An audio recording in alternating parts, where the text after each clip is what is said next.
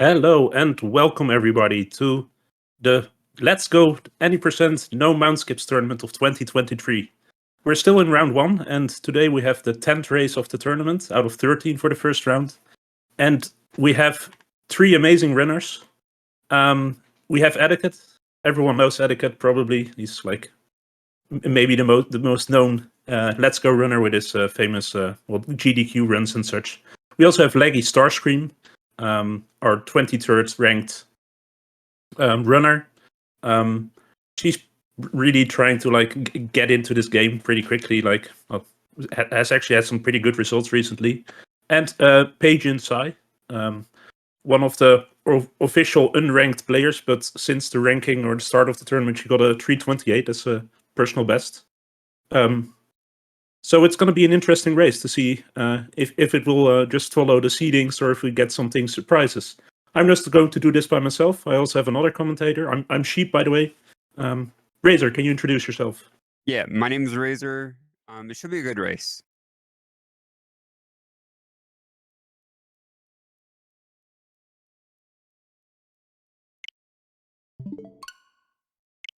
Yeah, it looks like the countdown has just started.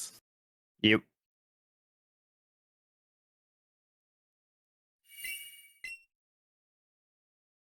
So we'll begin momentarily.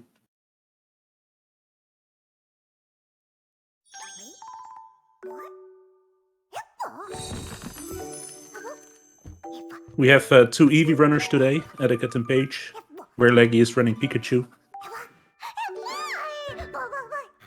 Eevee's always so better. Yeah, I don't understand these Pikachu runners, but hey, if that's the game you have, then that's the game you run. Pika's not a bad run. It's not.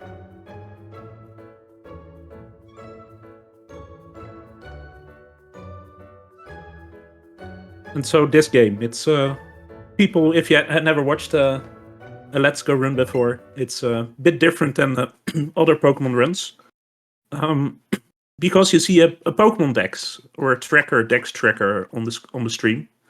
Currently it's on Eddaket, 1 out of 50. Why is it there, Razor? Can you explain that? So we need 50 unique Pokemon to get an Ikoga. As with Let's Go, there is requirements to get in every gym. Okay, you have to have 50 unique, which is why we keep track of the catches we get throughout the run. That way we know we have 50 and we can basically route our catches throughout the run. And just because of RNG, no 2 runs will necessarily always be the same. Just encounter luck, things like that will happen.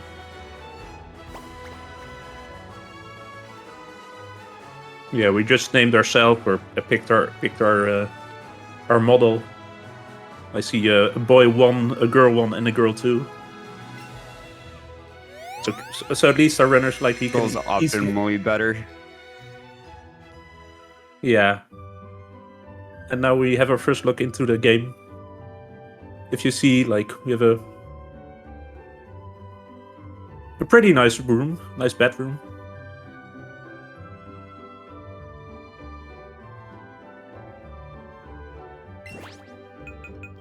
First, we're going to set off our settings. Make sure the text goes fast, the battle effects are off, we don't have to switch Pokemon every time we kill something. And we can skip movies. Skipping the movie sadly doesn't skip as much as you would hope, but it still skips 2 minutes or something in the run. I wish it would have. Yeah, there are a few of them where you're okay, yes, you have to put an A press somewhere, but you could have done without and just make it a movie. Right? So all of them through the early menu clean.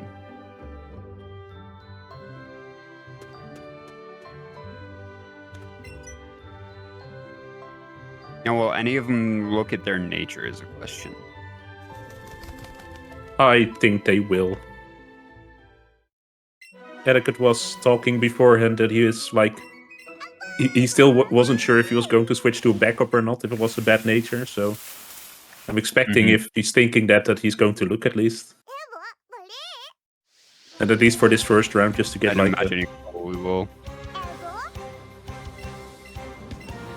I'm curious about how Leggy or Paige are going to do it. Like me, I think I'm still the only one that went to a backup I in think the so. tournament. And I just took what I had and ran with it. Of course, it turned out to be a good nature. Anyway, but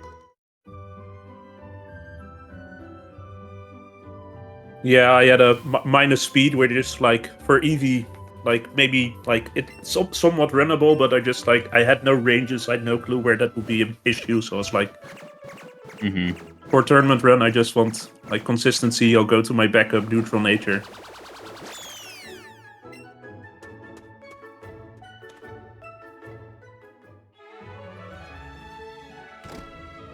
Made sure I didn't have to worry as much during the run. right. Now we're back in the lab with a weird jumping Pokeball. I wonder what that Pokeball would be. See what Ed is getting here. Oh wow, an Eevee. Nice.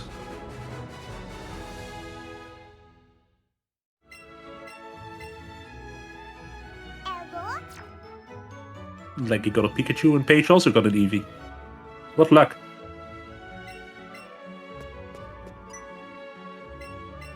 Oh, Ed is not even checking the nature. Nope. I guess he's just going for it. He's been practicing to run any nature. We got a Hardy on the Pika. And a quiet And Eevee. a quiet Eevee. Yeah, Paige going to the backup. I don't blame her.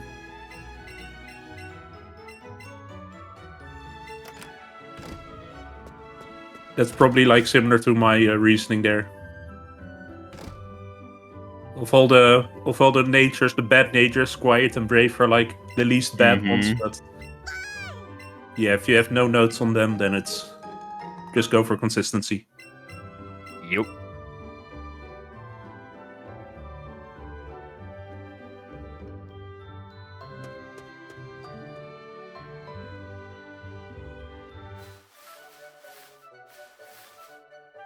And now as Eddaket is running through the grass, you see something that started in this game, and the quality of life improvement has since stuck. But you can see Pokemon in the open world. You don't get random encounters just by walking through the grass, or unless you're pretty unlucky and it spawns right on top of you. But you can actually see every Pokemon that you like that appears in the wild. You can just see them. You can choose to walk into them or not. And it's a skill that's like it's definitely a skill to be able to dodge all these wild Pokemons or get the ones that you actually need. I hope T-Pad is here, hearing me calling it a skill.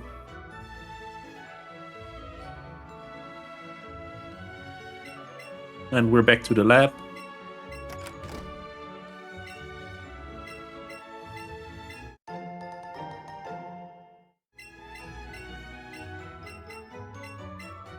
None of these runners are going, it seems. For maybe Paige, but the other two didn't go for the Poke Guy walk back to the lab strat that we just saw in the race that's still going on the other channel.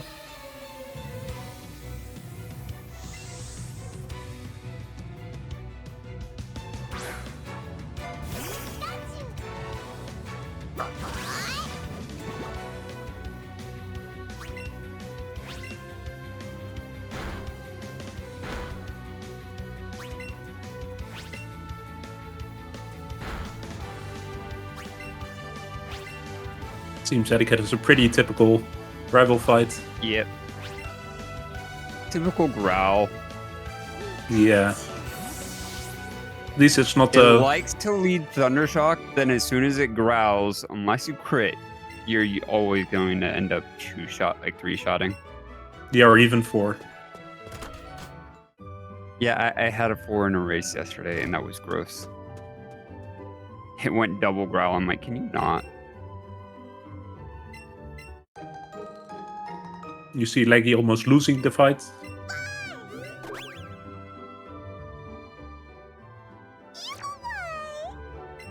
The real time loss in that fight is if there's a para on either side. So if you're running Pika, if you paralyze the Eevee, then you can get the status lag, or vice versa.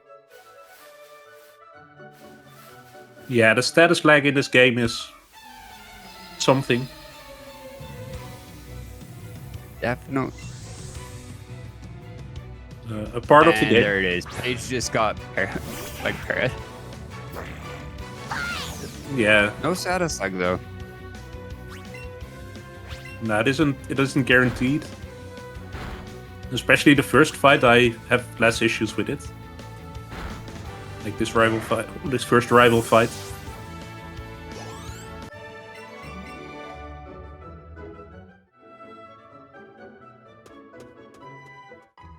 And here we already see the first difference between Eddaket and Leggy, where Eddaket killed the Rattata and didn't level up. Leggy will level up with the Pikachu. Because Let's Go Pikachu gets one more EXP for killing the rival. And that's just enough to level up. Ooh, looks like a speed AV. I thought it was special defense. Was it? Yeah. It was one of those.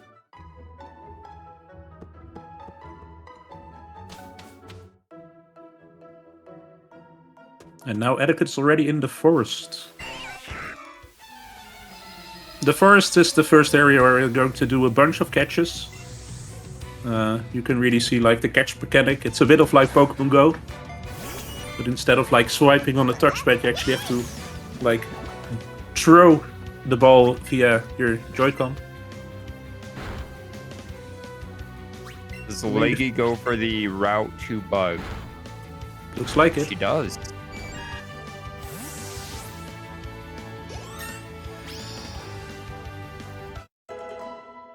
Itchy would be proud.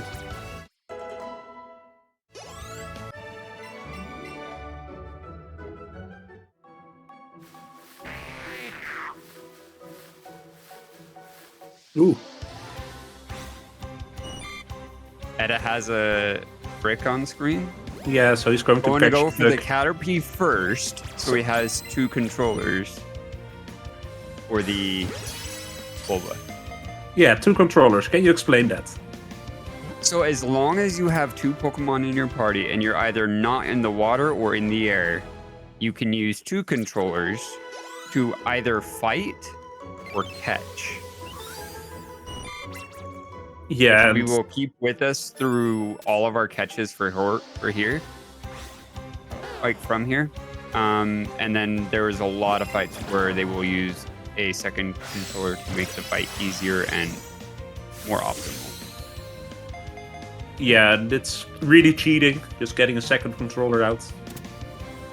And being able to, like, use another Pokemon in the party. Yeah, but you also see it gives a lot of extra EXP. Because look at the EXP that just catching a Bulbasaur. It's like 2 levels on Eevee. Caterpie is almost at the level that you can catch it later.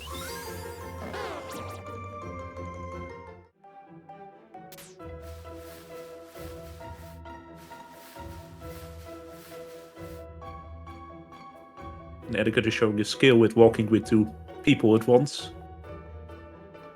Because that second trainer, you do have to walk with it. If it goes out of range, it will like unsummon itself and then summon back near you. Or teleport to you, and that's slow. So this is the first real difference in the runs. Pika will one-shot that Pidgey. Eevee, however, will not. And Pidgey has a move known as Sand Attack, which will lower your accuracy. The bane of every Pokemon player, Sand Attack. Pocket Sand. Yeah, it's really annoying. You can lose a lot of time there. Looks like both of them had attacking moves. No Sand Attack. So that's good to see. Yeah, this game has a fight in the run where you can lose time if you're Eevee. Yeah, this game has a few. We will see a few Bulbas. of this. All three have Bulbas? Wow, this run is blessed.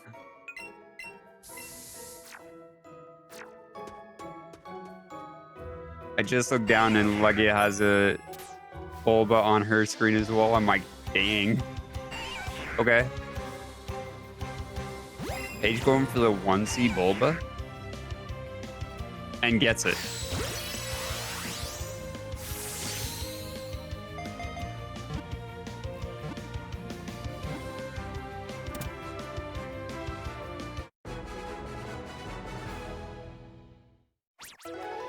So in the forest you also see some Pokemon that are glowing.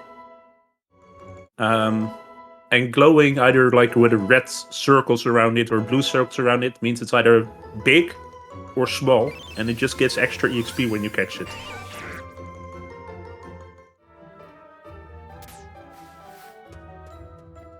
Ooh, Leggy's going to catch Vicuna. Paige not go for the Pika there?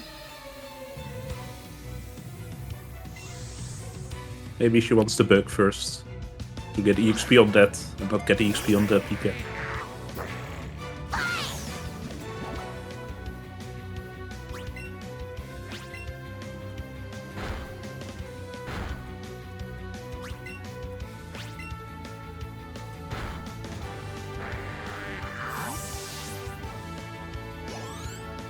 Okay, so Pika's a nice neutral nature.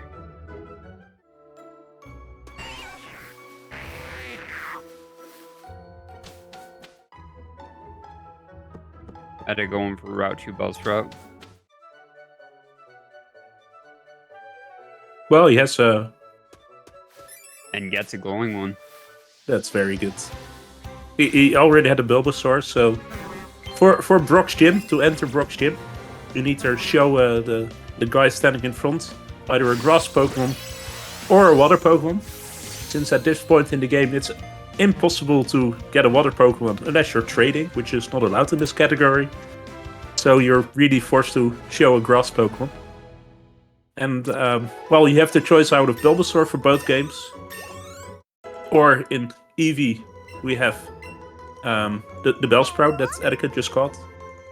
And in Pika version, there's Oddish. Oddish is a bit more useful than Bellsprout, because Oddish can really do a lot of damage to Brock.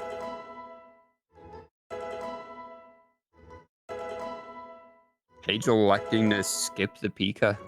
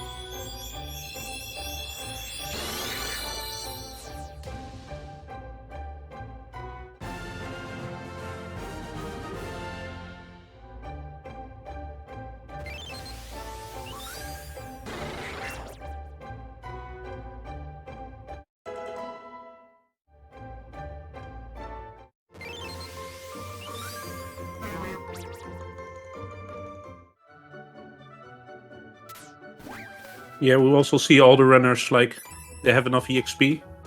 For Eevee, you need to get at least level 10. At level 10, Eevee learns Double Kick. And Double Kick, a fighting move, is very good for the rock gym of Brock. Without it, it's really not very viable to beat Brock. For Pikachu, you have Oddish mostly, but you still want to hit level 9, I believe, before you enter Brock. Level 9. Because Pikachu learns Double Kick at level 9. The major difference between that is, yes, you have a Bellsprout that's quad effective against Brock's Pokemon, but it's a very physical attacker against very physically defensive Pokemon. Whereas Oddish is a special attacker and basically one-shots everything in there. It's a range to one-shot the Onix sometimes, but it can one-shot. Yeah, where for Eevee, it takes like setting up a move and then doing like 2 double kicks. The Pikachu can just like one-shot it. Or like the Oddish. It's quite a big of a time save. Yeah, Pika definitely has a much better rock fight.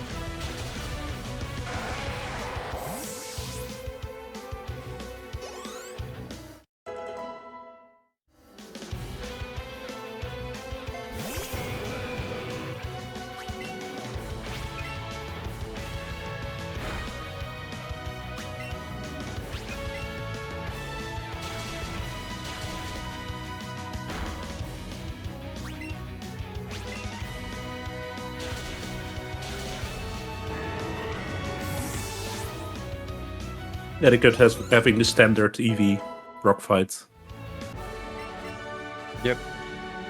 2 double kicks on the Geodude, tail whip on the Onyx to lower the defense, and then 2 shot with double kick again. Typical 5-turn fight. Yeah, it's very consistent at level 10. You need to hit like level 13 for it to actually change the fight. And you won't need a tail whip. Going for growth turn 1. Interesting.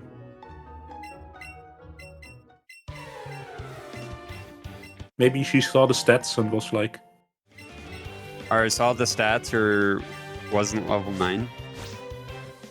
Mm-hmm. No, it looks like it's a level 7, so yeah, you have to growth turn 1 and then 1 shot from there. Missed the one shot. Probably a minus special attack nature. Possibly, it is level 7.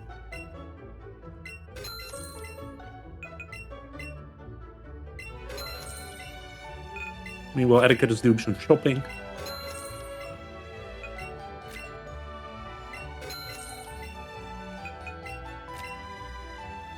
He's doing exactly the same shopping that I am doing, so... It leaves you exactly 552. You need 500 and just a little bit to buy Pokemon. The Magikarp, it's one of the quickest Pokemon to obtain. In the entire run, and as Razor said, we need to get to 50 Pokemon, so... everything helps.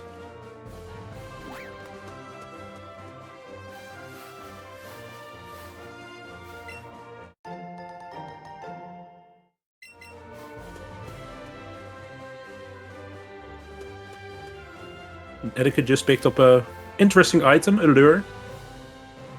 We've never seen those before in a Pokemon game. What does the lure do? Useful. Explain to us, Razor. So a lure it increases the spawn chances or increases the spawn rates on a route, and then it forces every Pokemon spawned after the lure to be the max level on that route +1, which we use to guarantee more EXP. Yeah, and it was and also allows quicker levels into evolutions, especially on Route 10. Yeah, and it will also, I believe it adds one more spawn. And normally route is limited to how many Pokemon can spawn at one time. And the lure will add one more.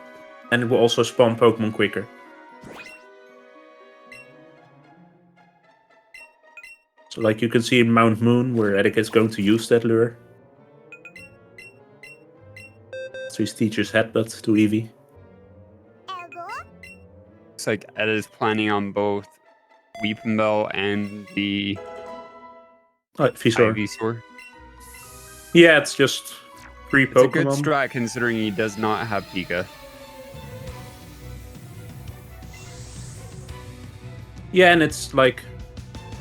it's just good to have options. You want to hit those 50 Pokemon as quickly as possible. It gives him another option for later to possibly skip, depending on how encounters go from here. This is the biggest part of the run where levels like EXP has to matter. because you have to be a level 15 just to enter Misty's gym. Yeah, and you will see these runners try to do everything possible to hit level 15. Meaning getting excellence on first throws. Just to guarantee that extra EXP. Paige getting a nice snake.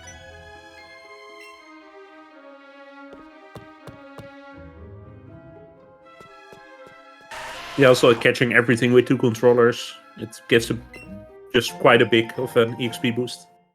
On eddaket picking up a moonstone. At the beginning of the game, we set up a time, or at least 2 of our runners did. And the reason for that is so that they set the time, and I think eddaket set it at 11:34 for this race. And PM, and the goal is to hit midnight while you are in this room, because that moonstone has a 50% chance of respawning every day. So, assuming you're either in a menu or something like that, because if you're not, it will not. Nope.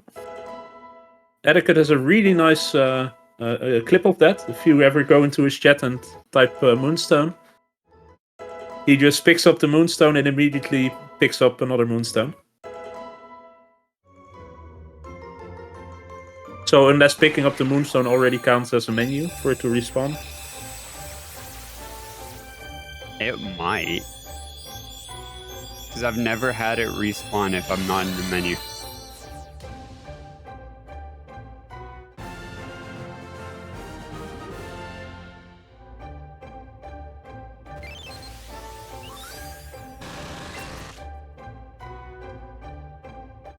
Getting the double moon, though, is really handy for an extra Pokemon.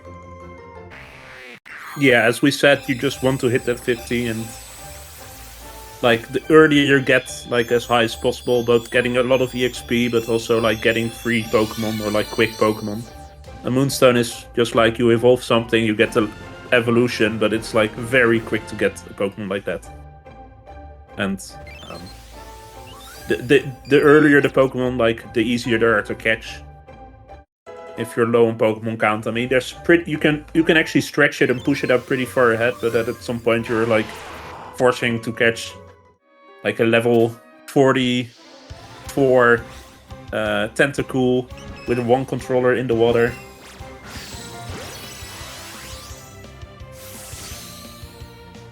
It's yes, Rhythm. You can any pickup item that is not in a standard Pokeball, so any hidden item, can respawn.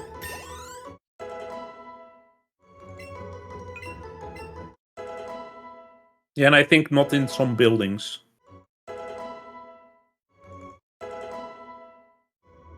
I don't think the Max Revive respawns in the hideout. I don't think it does. But pretty much everything else does.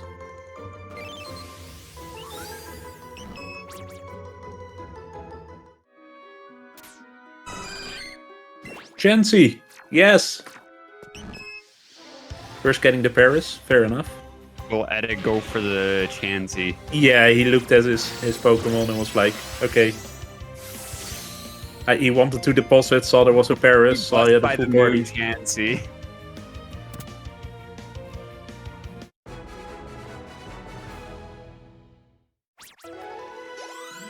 I'm pretty sure he'll go for it.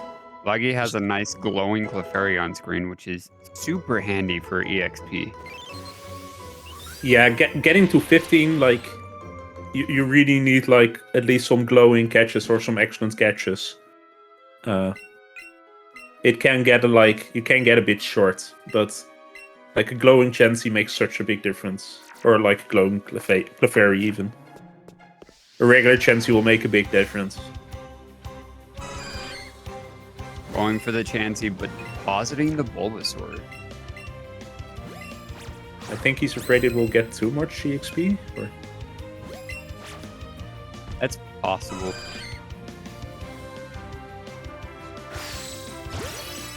With my side throws, getting an excellent there.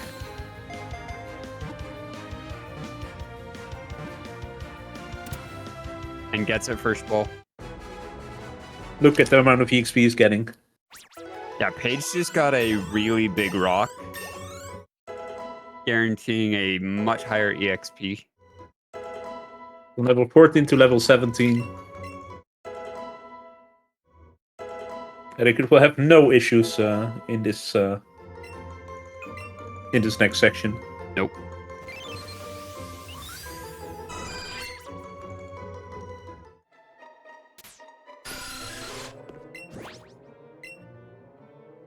And now brings back in the Bulba. Yeah. Yeah, he didn't want to get that to like avoid 17. more EXP on the Bulbasaur than he needed. Yeah, and since he had to menu anyway again.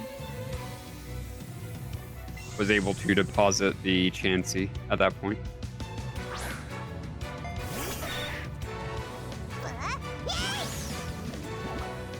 I don't know, Dynam. I missed that.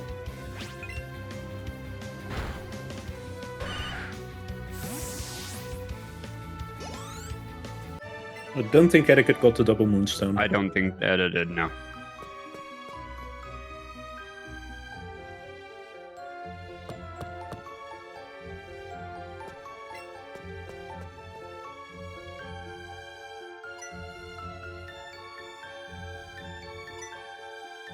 And finally, Leggy going for the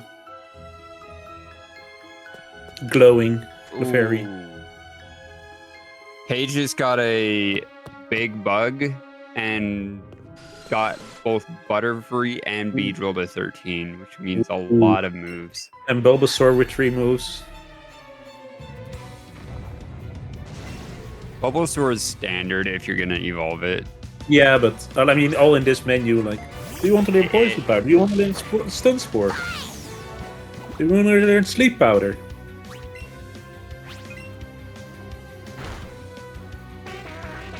It can get so frustrating, all those moves. Like, no, really I want to can. press... And you can't just press B. A lot of other menus, you can just press B to, like, no, but here you have to menu down, press A.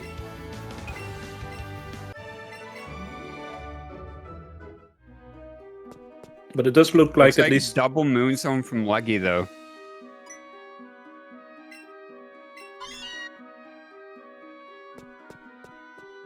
Yeah, and all of our runners are, like, good on the EXP.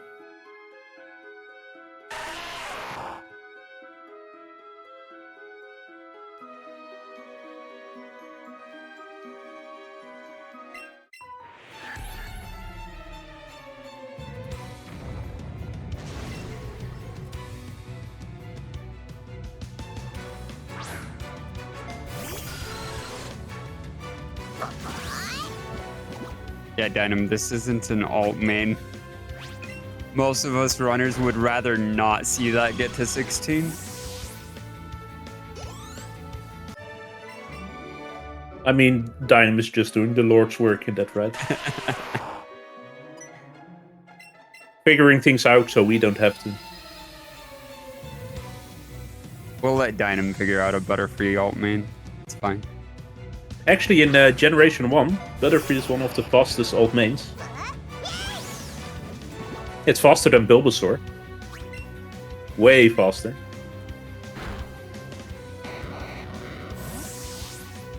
It's like Nidoking is the fastest, then Squirtle, and then it's either Clefairy, Clefable, or Butterfree. He might have used Butterfree in a damageless run. Unsure, though.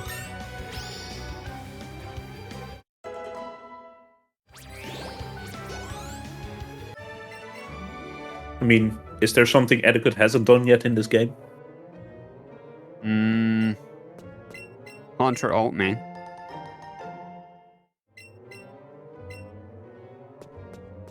But otherwise, I don't know. Yeah, the problem with things like that is just getting it prepared.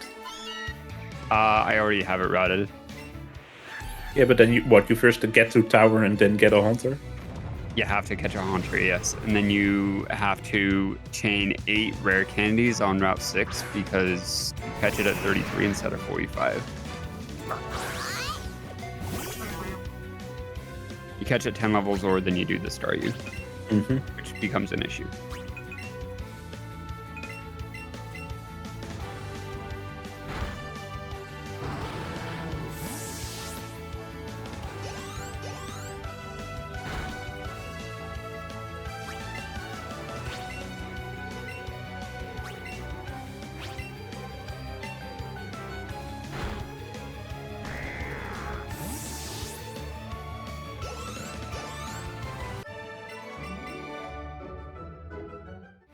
Page dodged the Onyx. Didn't go for it. Smart play. Smart play indeed. Onyx is like both pretty difficult to actually catch. It has like a low catch rate, even though it's better in Moon than later in Rex Tunnel. But it's also very difficult to hit the circle. We haven't really talked about the circle much yet. We'll look at it later when we're doing some catches, or maybe here Eddake's kind enough to show us a catch. Snake. Yeah, you can see like there's this green circle that's slowly shrinking. And if you hit like when it's small, but inside the green circle, then you get like a catch boost, both an EXP boost and a slight boost in the catch chance. And so excellent is the best. But Onyx is like pretty much impossible to hit in the circle. So it both like a less chance to catch it and you get less EXP for it. It's really not worth it. Nope.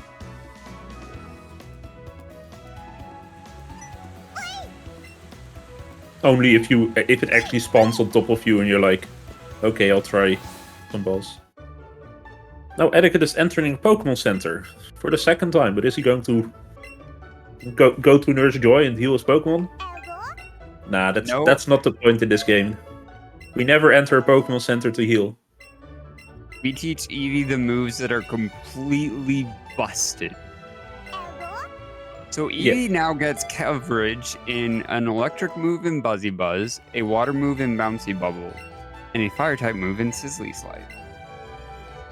Yeah, and they're all 90 power, which is absurd high for this this level early in the run. Yeah, it's ridiculously high. And they all have a special effect.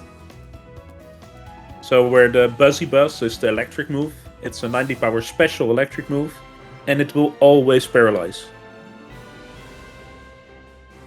We have Bouncy Bubble, a 90 power special water move, and it will like do a drain effect. It will heal you half of the damage that you deal. Half the damage you deal, yeah. So it's like basically a 90 base power water Giga Drain. Yeah, and lastly we have Sizzly Slide. It's a 90 power physical fire move, and it will always burn. And we see all of these in use shortly on the Nugget Bridge. The game developers were very nice to give us like some good like show off these moves with a lot of fights in a row that we have a super effective move for in Eevee. Pikachu also gets a special move, but only one. It is pretty powerful. It's a 50 power move, but it has high priority, so it's basically almost always hits first.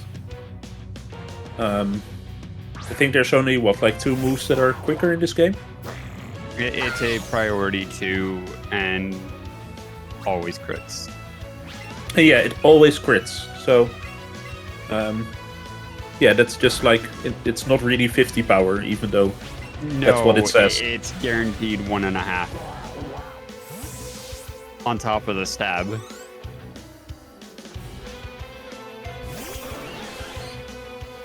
It's like stab being the same type of tap bonus takes it from 50 to 75. And then you add another 1.5 times that. And it's ridiculously strong. Eddaket's already done with Misty.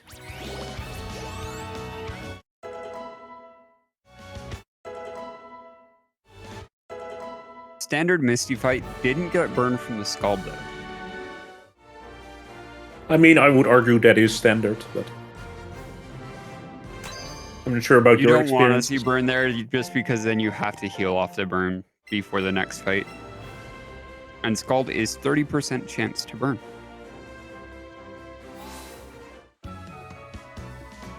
Unless you're the AI, and then it's like 70%. We'll see a few more Scalds later in the run. Just a few. Often not burning.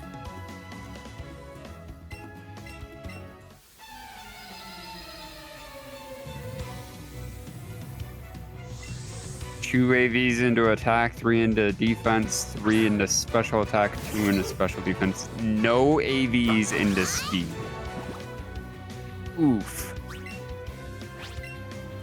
But no in HP either, so that's good.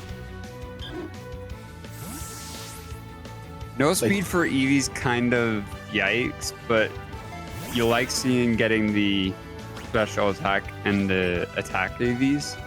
Yeah, and at this level... Yeah. Eddaket got the chance, which definitely makes the leveling a bit less of an issue, so he should still be able to outspeed the Pidgeotto on Rival 3.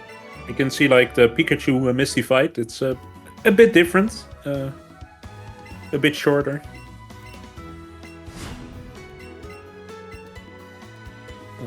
You see Leggy didn't even heal going into the fight. Nope. Because the Psyduck and this Storm, he don't really stand a chance. No. Weak to the electric move, and then you always have priority, so you hit first, and then one-shot the Starmie. Ooh, crit, lucky. Imagine not getting a crit. Fun Generation 1 facts, you have the Gen 1 misses, but you can also Gen 1 miss the crit. There are moves like Slash that if your Pokemon is fast enough will always crit. But you can hit the move, but Gen 1 missed the crit, so it only deals regular damage.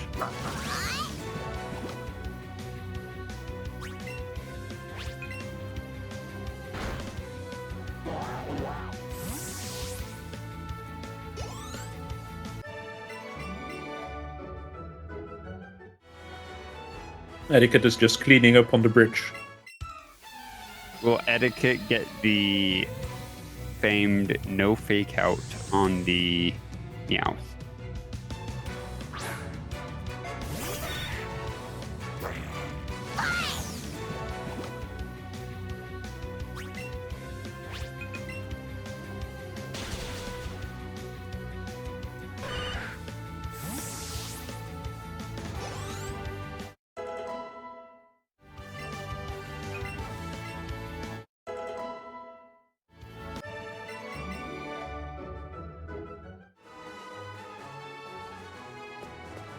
You can see all of these runners are still like pretty close. It's always good to see. Like Eddaket is out ahead of it. Yeah, the Paige burn. got burned from the Scald. And like barely didn't kill. Eevee doesn't very often one-shot that Starmie. No, it's without a crit, it's really rare. Without a crit, I won't even... Well, unless you're plus special attack and... Like level 18 or something. I think it's level 18. It's either 18 or 19, yeah. Paige going for the heal rather than the burn here. I mean, you're walking past there, only have 2 Pokemons. I can respect that.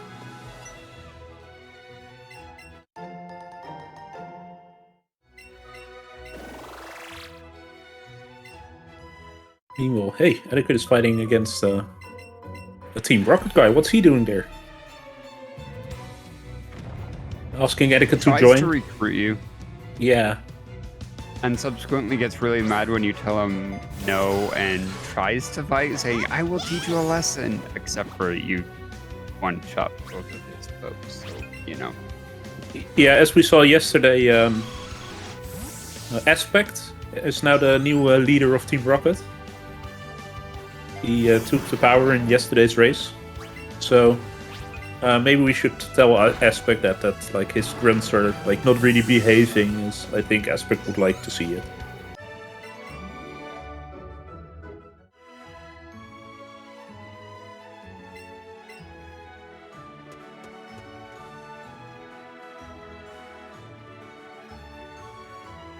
I doubt any of our runners today is going to dress up, but we can hope. Doubt it. Edda going for the Edda electing to skip the Venonat. Probably because there also wasn't a Meowth at the same time. Yeah, the Venonat is... Not worth it. Venonat only one Pokemon, not the easiest to catch. No. I agree with skipping the Venonat there. And he's looking fine on catches. And he has both Weepinbell and Ivysaur planned, so...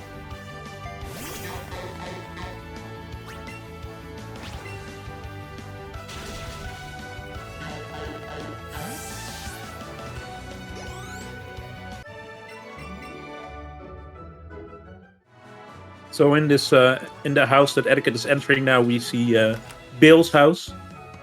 But Bill messed up a bit and he turned himself into a Pokemon, a Nidorino, and he can't change himself back because Nidorinos can't really like control the computer and such.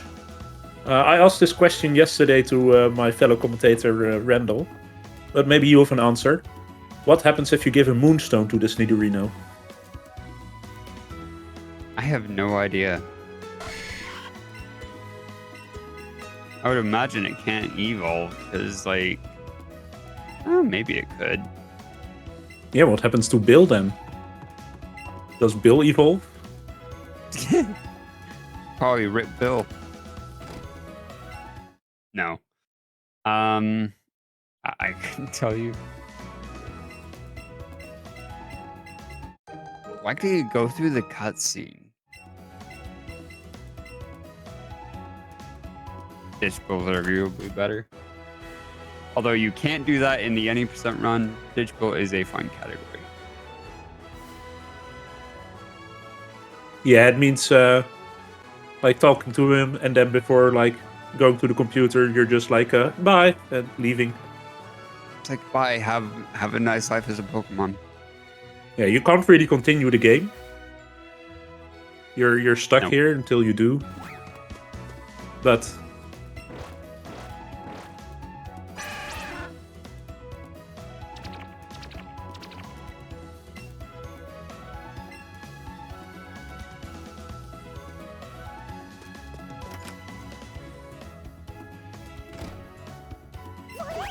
you see Detective Eevee. Eevee's looking at the crime scene, looking around. Ooh, Eevee found something. What's Casually it? have a massive hole in your wall and just sitting there doing nothing about it. Like, okay. Maybe this is where they entered through during this robbery. Good job, Eevee. I'm not sure I would have found it without Eevee.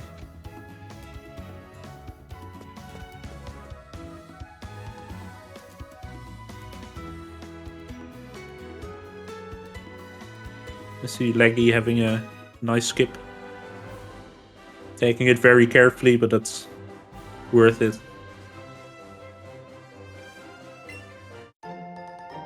Going for the ether rather than the double elixir later. Yeah, this is the Pika route. I think they get this one for better menus. Shopping, I do believe. Yeah, getting the God menu in a better way or something. Now we have the famous kissing scene for Eddaket.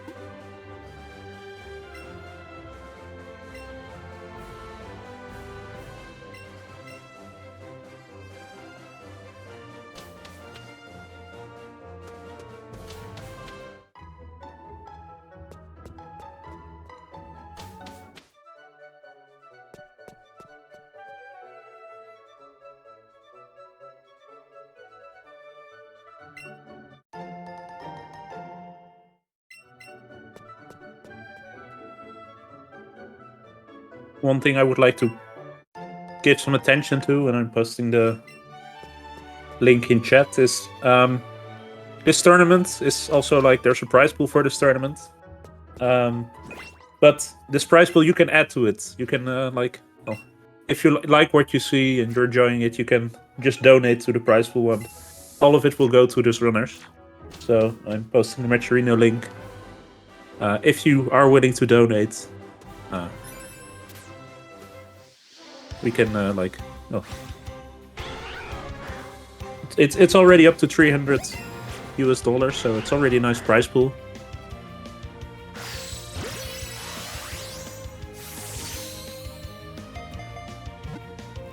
It's been a fun tournament. I'm curious to see who makes the finals. Yeah, we have one of the maybe favorites in eddaket right here. The former world record holder for quite a while. Yeah, he beat his PB like a week ago. I think so. Yeah. After having like the same PB for 3 years.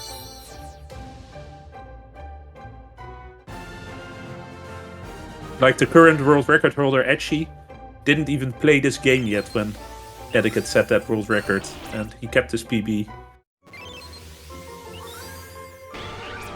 for a very long time.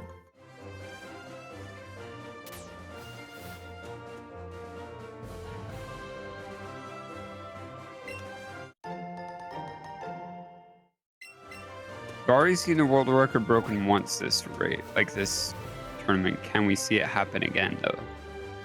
Eddaket with the rare Abra. This is such a good catch. This is a remarkably good catch. Like 2 quick Pokemon.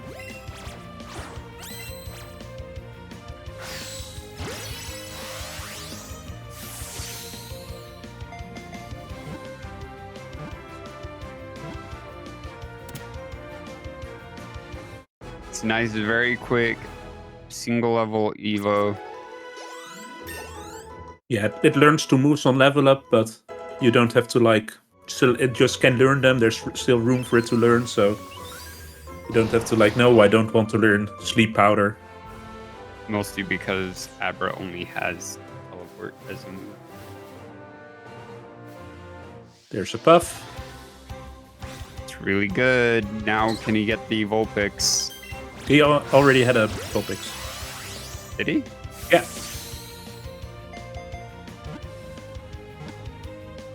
Yeah, I messed up. That's an insanely good Route 6. Yeah, pretty much perfect. I wonder if he's also going to catch a Pidgey here. Going for Pidgey here. I like the early Pidgey. Yeah, same. If I can, I'd go for Pidgey here. But it doesn't look like it. Nope. Elects to skip that. And not just skip the Pidgey, also skip those 2 trainers. The trainer vision in this game is something. It's unique. Trainers look in front of them. But they have a very they only look basically in a 1 pixel wide line in front of them. So we'll see some more curious interactions with that later on. But those 2 trainers, their vision is they don't really touch each other. There's just enough room for you to walk in between them. Because for trainer vision, your hitbox isn't the same as for catches, your hitbox is bigger than for trainer vision. Meanwhile, Leggy getting both Abra and Pup. Yeah, another good Route 6 for Leggy. Can Paige make it 3 out of 3? Let's hope so. Yeah, for the Pikachu, getting the Pup, the Growlithe is very important. It's actually basically a required Pokemon for the run. Because in the next section we see a few Pokemon where Eevee has a nice fire type move or water type move. Pikachu has a bit more issues with some Pokemon. Only having a normal and an electric type move. And then, well, no, it also has Double Kick as a fighting move, but Double Kick's very weak. And also it doesn't help against Sandshrew, which is only ground. No, it's not.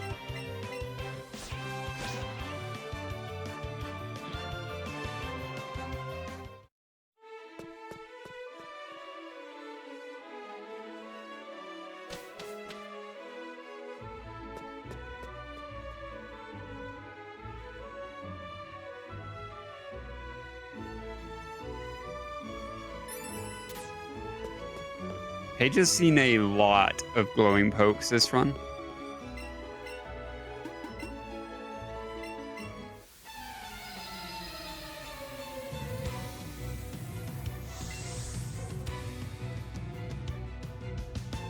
Edda now on to Rival 3, which, given his current levels, even with the no speed AVs, should easily outspeed this Pidgeotto, which does again have Pocket Sand.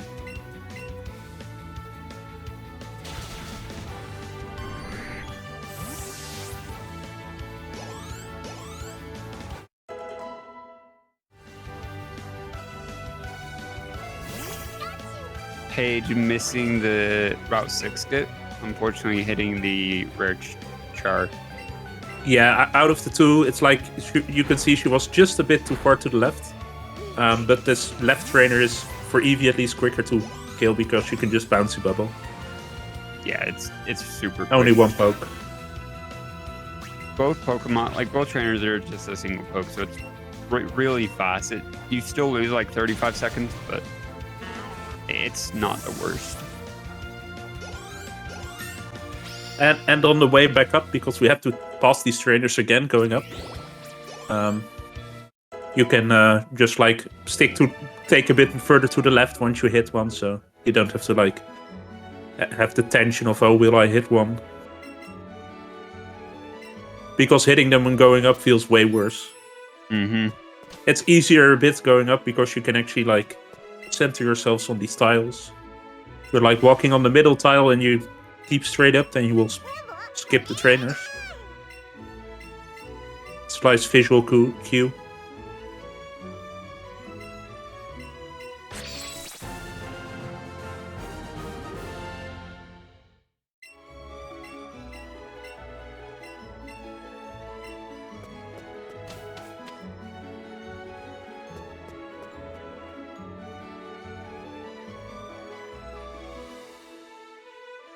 And Eddaket is already zooming out of the SSN. We have Paige and Leggy both in the menu. Like the shopping menu. Leggy does have 3 more Pokemon. Yes. And like to calculate like a quick and dirty way to like to calculate the difference between just count like about 30 seconds extra for every Pokemon you have less. Like add or subtract 30 seconds. It's not super accurate. Some people don't really agree with it, but it is like easy to to calculate. Because getting Krabby to Kingler takes a lot longer than 30 seconds, but obtaining Magikarp takes way less than 30 seconds. Thank you, Dynan.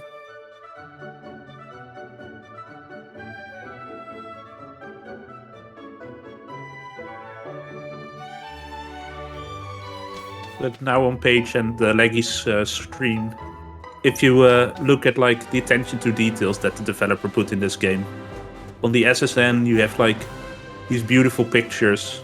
Like a lot of the pictures are unique, and you really have some nice artwork. We'll see a bit more of that later on. But it was like this game is like a sort of love letter from the developers to the Pokemon game that they probably grew up with. That is such a good copy pasta.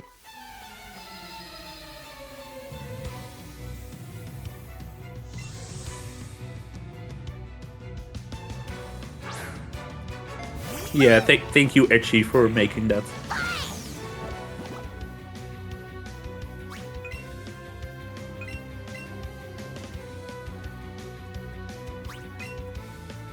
I think Paige was scrolling in her notes.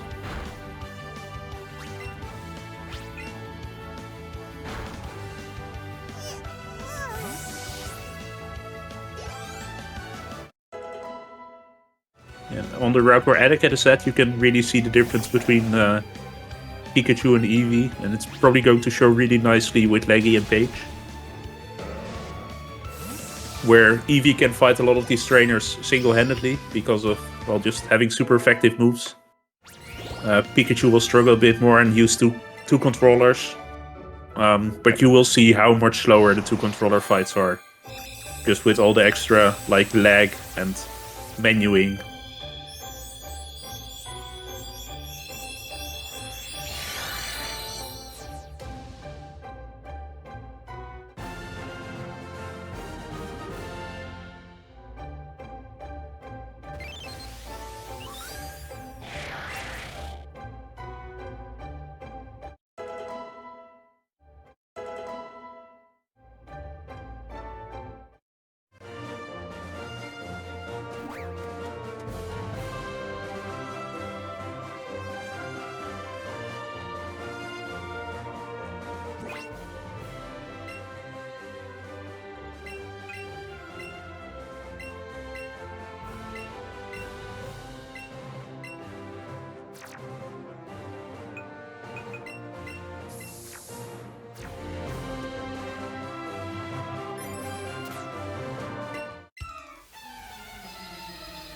Eddaket summoning a second controller for this fight.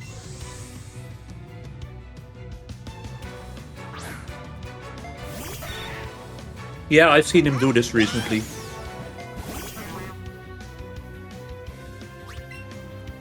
It's not a lot slower. Setting up an X attack so you can one-shot the rat.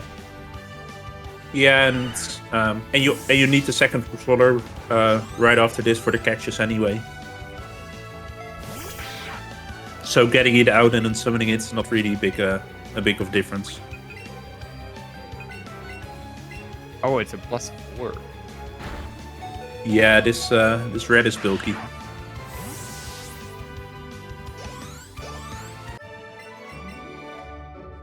The wrong controller fight first uses Buzzy Buzz on the red to paralyze it and to slow it down, and then uses two headbutts to kill it. And let's see how the spawns are for Eddaket. Nidorina, Nidorino. And a Spearow. Spearo's good. Burb is good. The rest is bad. Yeah. I'm curious to see if he's going to like go to the fight to respawn the route or use one of the repels. That is a classic Route 10. Yeah, Route 10 is very good at showing you exactly what you don't want to see. Like spawning like two Fearows where you just want the Spearow. Most runners will tell you Route 10 is where good runs go to die.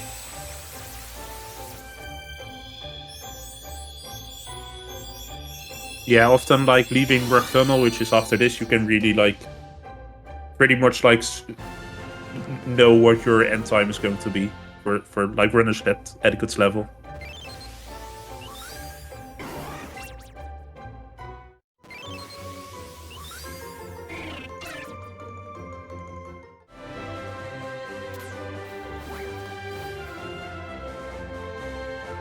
And there's the Fury. Yeah, he's going to repel these away. So repel just like where normal games, like the other games, it just like prevents any encounters. In this, it just despawns everything and prevents things from spawning. Yeah, having the repel completely eliminate all the encounters on the route means that you can repel and then lure again, and now everything can respawn. And it's a good way to just reset what encounters have been on that route.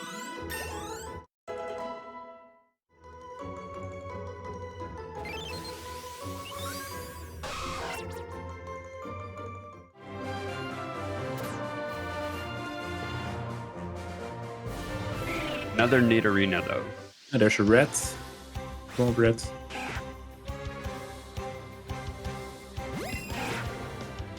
Here you can see Leggy just walking with both controllers out.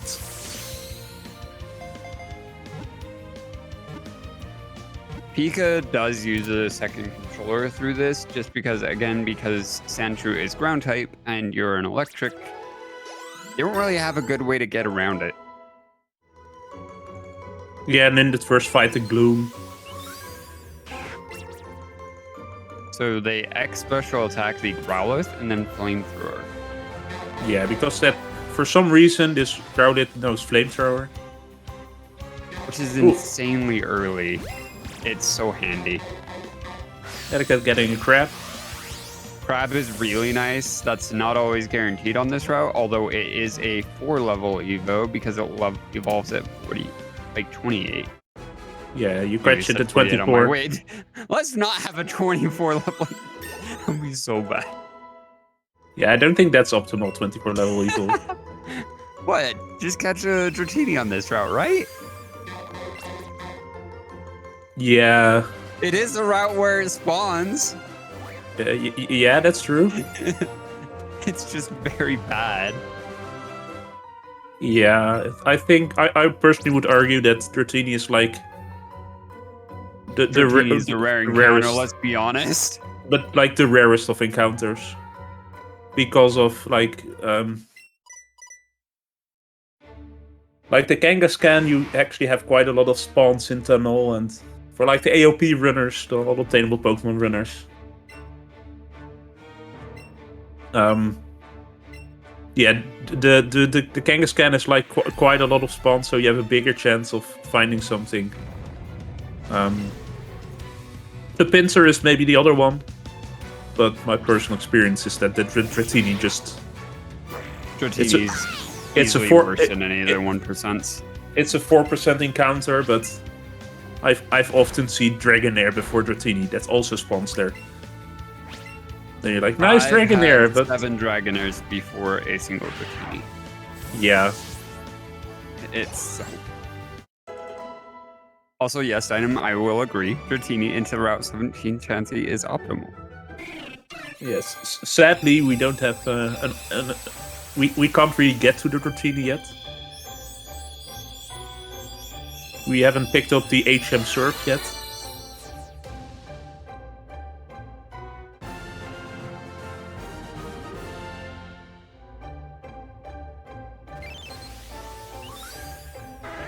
Leggy also going for the repel strats here.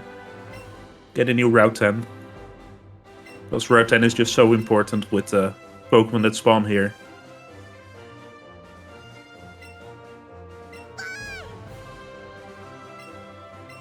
Leggy now going down to see the Ice Mummy. Yeah, Leggy hasn't found a Nido yet. And the Pikachu route, it's not a pretty much required catch to get either the Nidoran male or Nidoran female. So, going into this cutscene with the rockets and... oh look, it's an E4 member. What's she doing here?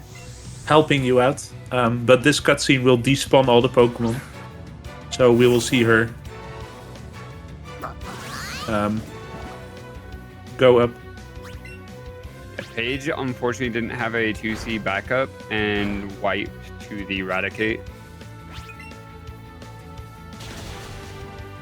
Yeah, that's a shame. That's really unfortunate.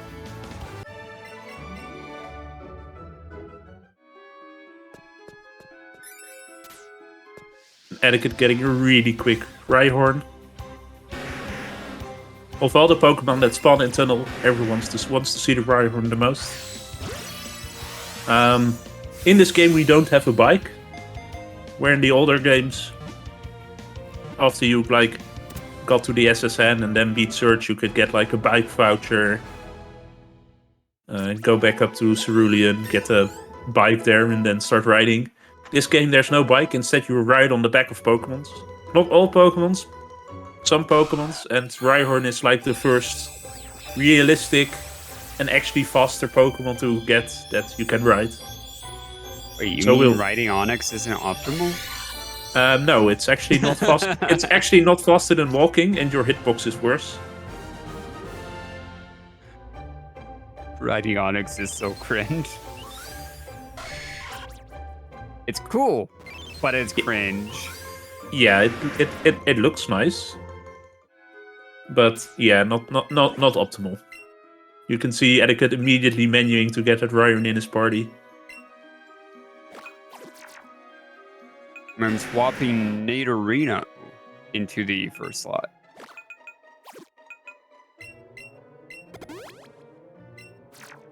Newer strats have actually put Nidorino in earlier over Rhyhorn because Poison Jab allows you to immediately take out the Clefairy and skip any possible RNG from the Clefairy Metronome after Arrival 4.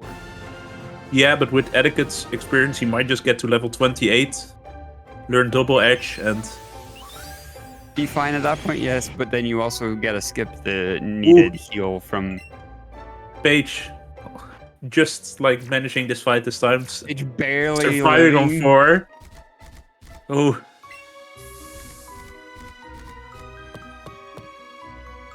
Let's get some hype in the chat for Paige for surviving.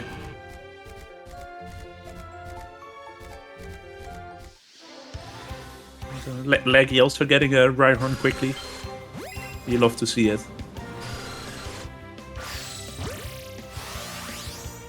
And meanwhile, Eddaket is throwing balls at a Zubat. Zubat is one of the Pokemon that you will see a bit more now, but EXP really doesn't matter, like getting the circle at a perfect time. Zubat, you just want to hit it, and then you're happy. Because Zubat can be such a pain in the ass. It will fly around, and then it's hard to hit. Zubat is an absolute pain.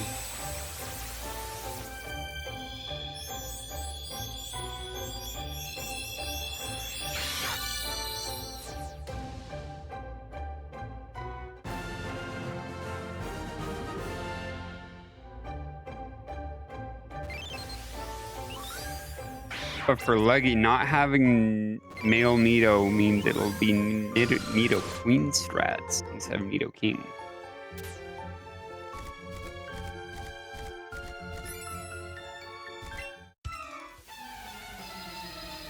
Which isn't quite as optimal, but it's still not terrible. Yeah, for the route, it doesn't make it that much of a difference.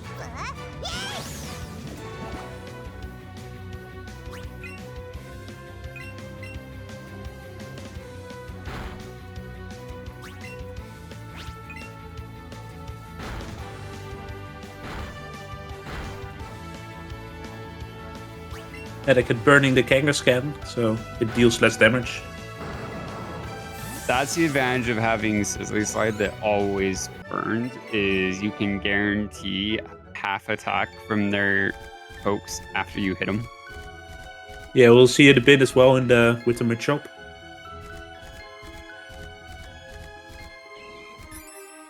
Paige getting double Nidorina.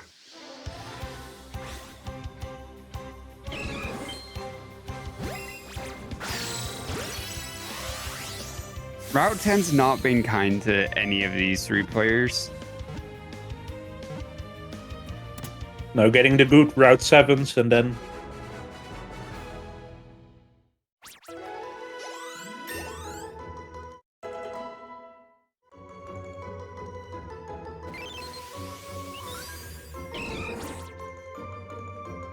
It looks like the tunnel is good at least. A Paige definitely needs a really good rock tunnel. Yeah, 20 is a bit low. At this point, I would imagine Paige probably goes back and double checks any spawns after this fight because this does respawn them all. Yeah, and there's like, she can get Spearow, she can get Nidorina, Nidoran female. She can get Krabby. Yeah, any of those would be really, really helpful right about now. That's a really low catch count, which you don't want to see.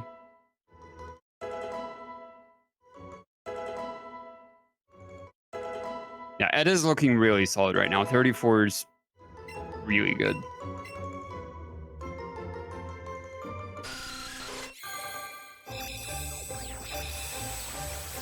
Yeah, Yes, I don't know what you mean. Just get Tower Cubone, it's fine. Yeah, Aspect got Tower Cubone yesterday.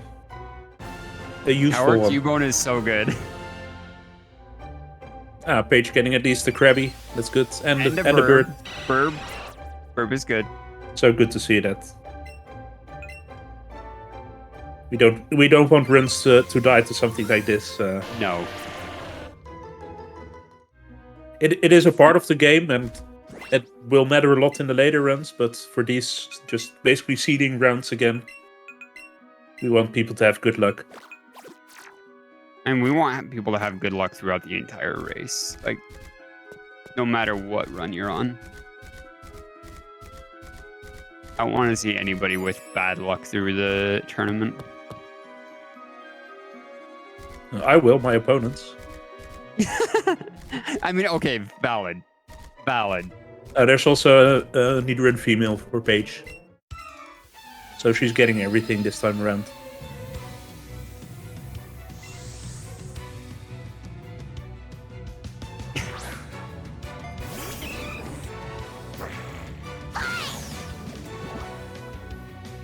Right, Audrey?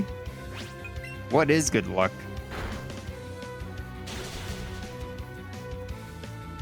On Eddaket screen, we have another example of burning her chop, so it won't deal a lot of damage to you because a fighting type with Brick Break it hurts a lot, but because she outspeed it deals a lot less damage. Then you can nicely regain all of the lost HP on this Rhyhorn, because using the bouncy bubble super effective.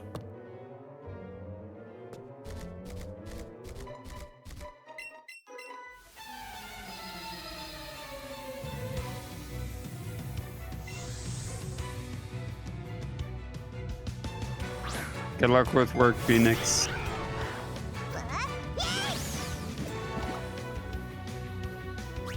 Eddaket now into what some people would argue is the worst fight in this area. I would. Sophia. It's one of the worst fights in the game. I've lost more runs to this fight than any other fight. You and Matt both. Mostly because you have to set up an X attack on the Vulpix, which has Flamethrower, which can burn you. Yes. Subsequently having your attack. Yeah, and then you have to heal. More often than not will outspeed you.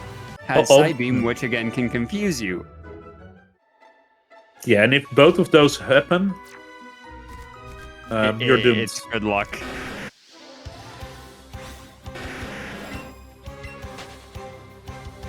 Yeah, and if it's if I had one run where it was I got burned on Misty, so I lost one of the burn heals, got burned there, so I had no more burn heals, and then I died on the next fight to another burn. I've died to a crit Psybeam there. Paige not going for the Chansey. The Chansey just spawned.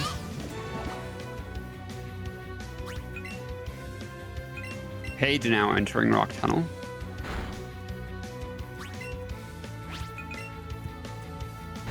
And gets the Cubone right away. Yeah, and the Zubat glowing. I mean, glowing doesn't really matter for Zubat. Let's see how this side throw is going.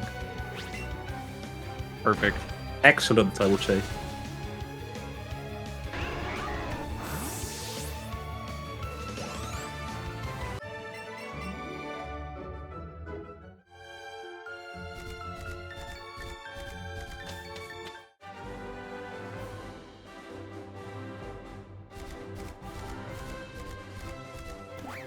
Yeah, the darkness in Rock Tunnel, it's always nice to see, if something spawns, most runners will, pause, is this something that I need? Right. Like the difference between like the Machop, the Cubone, and the rare Charmander. It's like, let's make sure.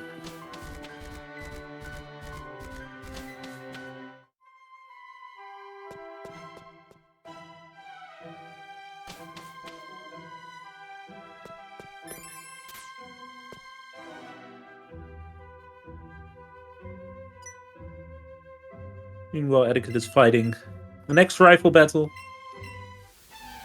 What would a Pokemon game be without rifle battles? And this time he's actually swapped Rhyhorn in on this one because subsequently, so after the Pidgeottos goes down, which you just X special attack and Fuzzy Buzz, it can either send out Bloom, which is ideal, or it can send out the Raichu. You don't have a move to one-shot the Raichu if you don't have Rhyhorn in. Yeah, So and having Rhyhorn here means you can go for the X attack on the Rhyhorn and then Drill Run. yeah, and I also think it's a bit more likely to get the Gloom first because Gloom has a super effective move against the Rhyhorn. It is. Whereas I find I'm more likely to get Raichu second if I have Nidoking in. Yeah.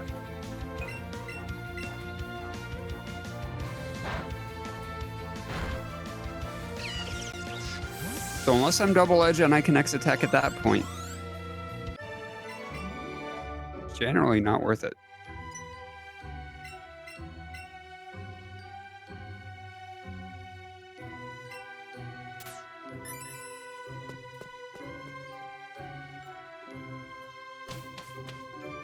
But Leggy going into the final fight in Rock Tunnel.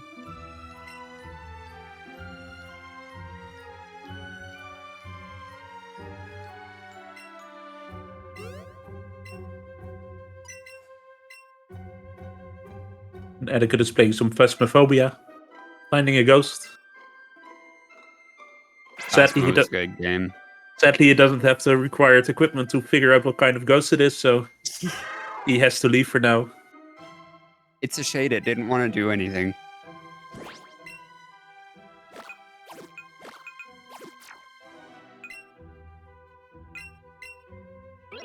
Yeah, and Eddaket go for the Nidoking strats. Yep.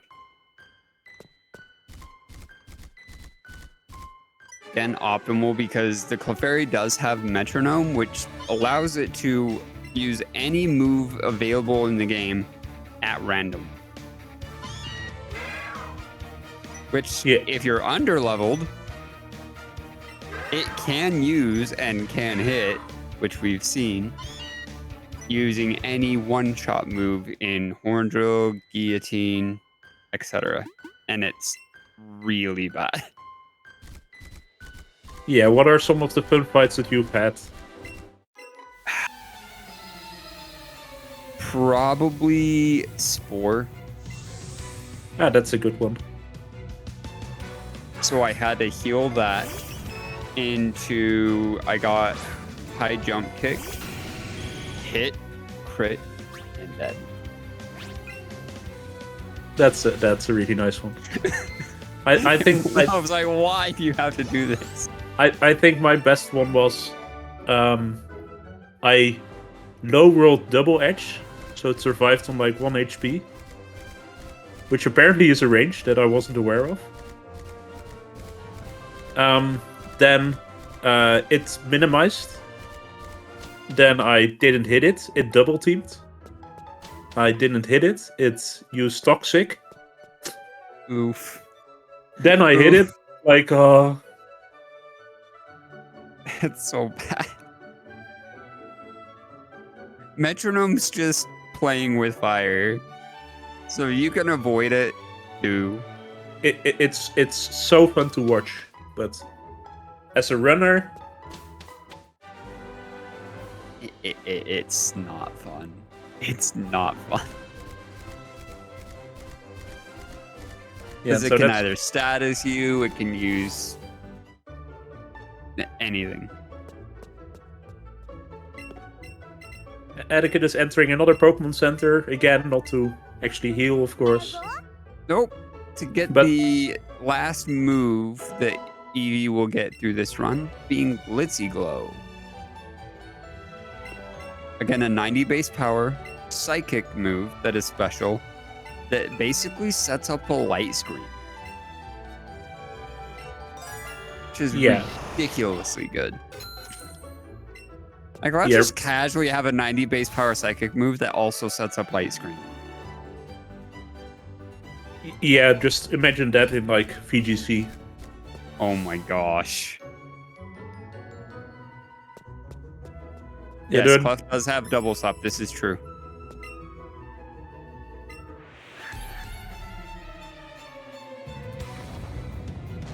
The other move that you can teach there, but that's just not useful for the run, is Baddie Bad.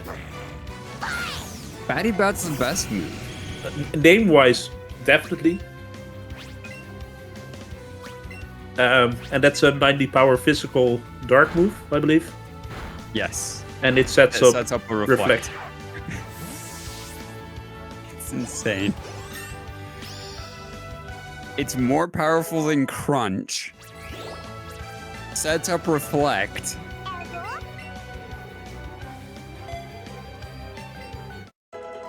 It's insane. Yeah, these EV partner moves are just... They're cracked.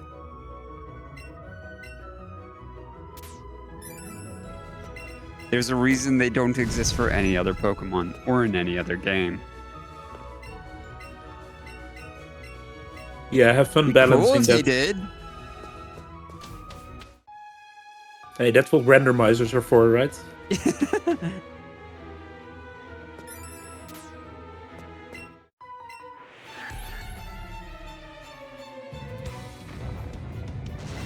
See, these moves are what makes Eevee so OP. He can still has to rely on other pokes. Yeah. Eevee uses the other pokes to make fights go faster, doesn't he? Just the weakness of Pikachu relying. I wouldn't say relying on others is a weakness, though.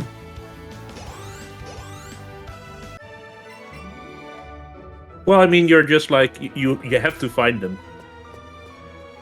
As you can see with Leggy, like using a Repel, using a Lure, still not finding any of the Nidos. Yeah, unfortunately having to go with Nidoqueen strats. I mean, if you fight the Rocket and you still haven't found any Nidos, you're very unlucky, but at that point, like, you're just going to encounter stuff to despawn things and hoping things will spawn, or entering Rock Tunnel and walking out again.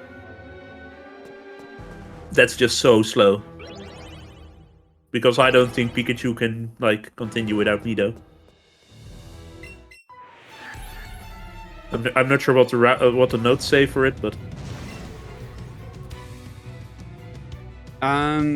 Nidoking essentially has Poison Jab, which is nice and helpful.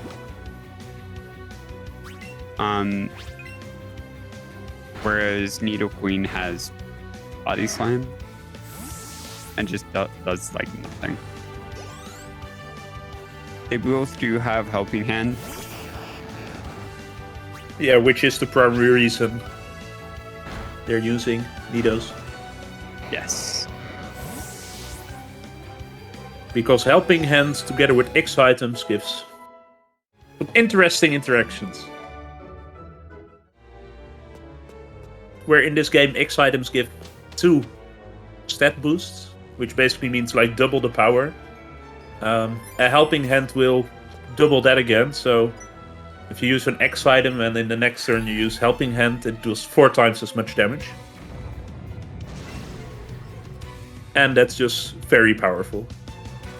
Yeah, X items in this game are severely overpowered. They kept the pricing from Gen 1, so the cheaper pricing, but gave them the effect of Gen 6 and on, where now instead of going +1, they go +2. And it's just insanely good. Yeah, I would argue that maybe the Gen 1 X specials and X accuracies are even better, but that's just Gen 1. Yes.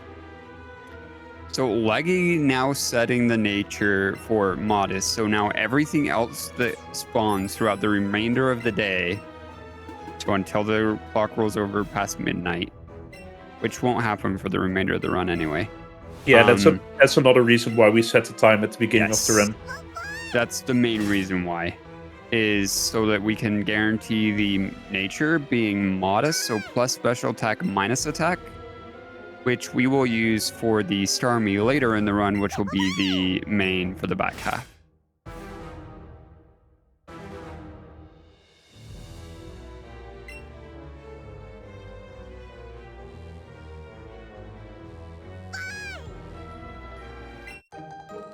On etiquette screen, we see a bit of a little EV.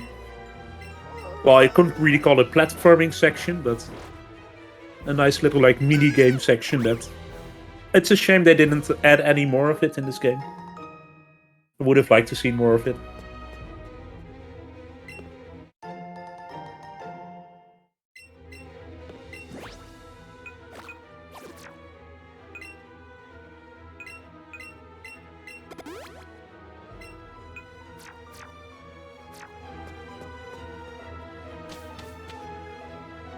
Also good to see that Paige is now at 32 catches.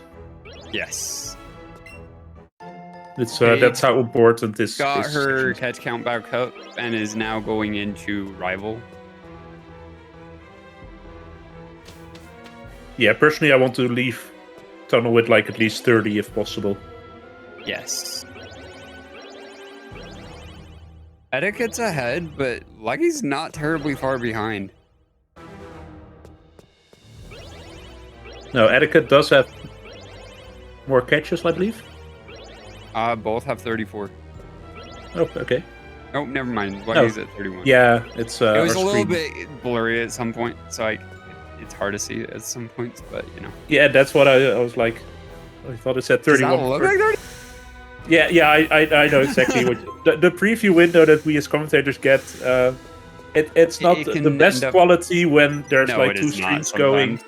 As soon as the other stream is ending, then we'll have a better time. And the tech are already working on a solution to make to improve things. So sadly, that wasn't ready yet in time for this race.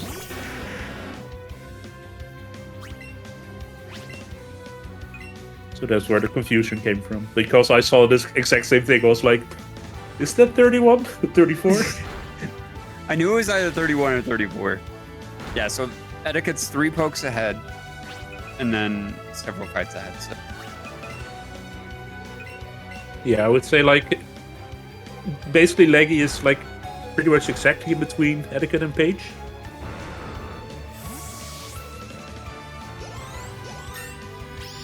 So we are seeing like the seeding difference. The pot 1 seed being ahead of the pot 2 seed, being ahead of the pot 3 seed.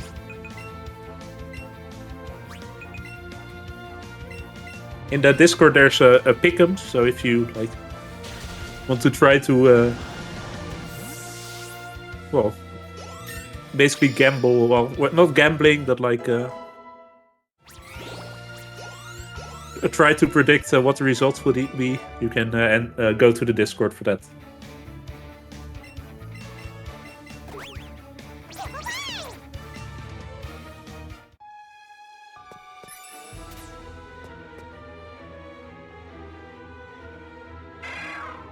I don't know if we have a chat command for the Discord, but I don't think we do.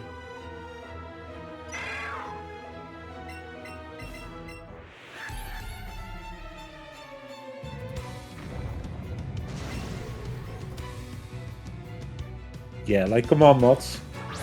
There Good job, Fury. Thank you, Fierce. Yeah, Fury is the one doing the tech today for this race, so. And also a fellow runner in the tournament.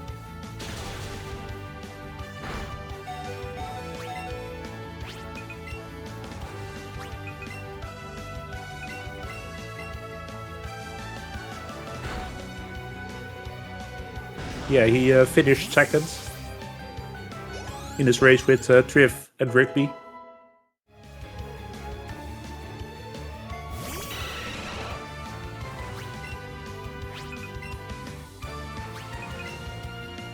Only just slower than you.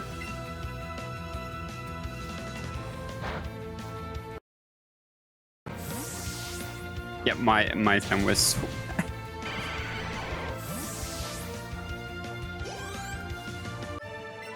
I mean, up till this point, you were still like flying. I had a really, really good early game, and then everything just fell apart.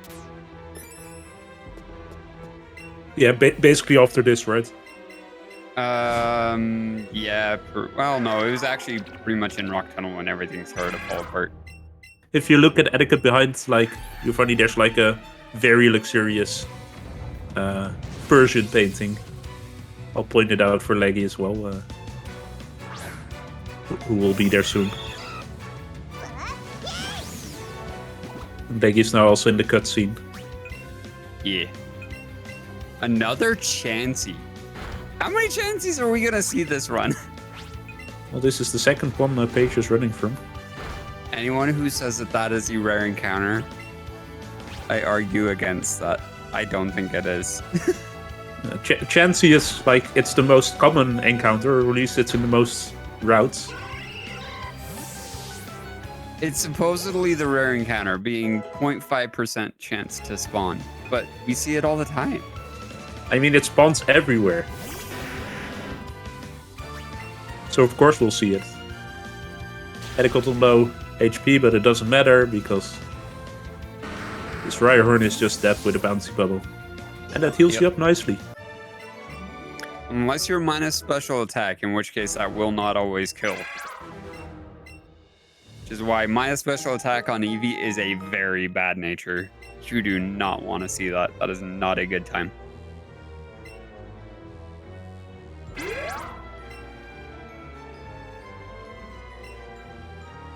Yeah, Ed is on a very, very good run.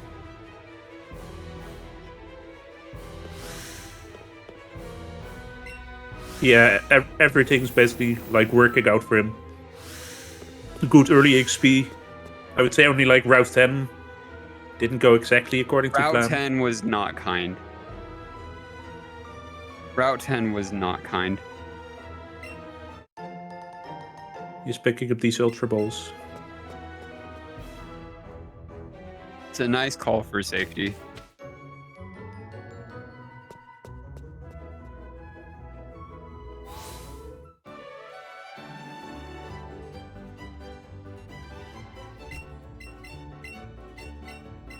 And now he's learning how to fly. Wait, he can spread wings? Well, you can skydash using a chair and some balloons. Don't try this at home, kids. Yeah, no, don't. Like, this game shows a lot of things that kids just should never do. what do you mean? Like using a chair with wheels to stand on? Like, no, don't.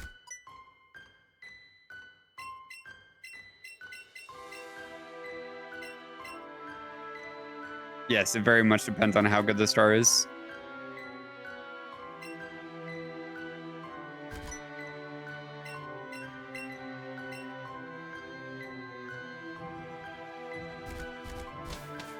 Leggy showing off the Rhyhorn Nidoqueen fight.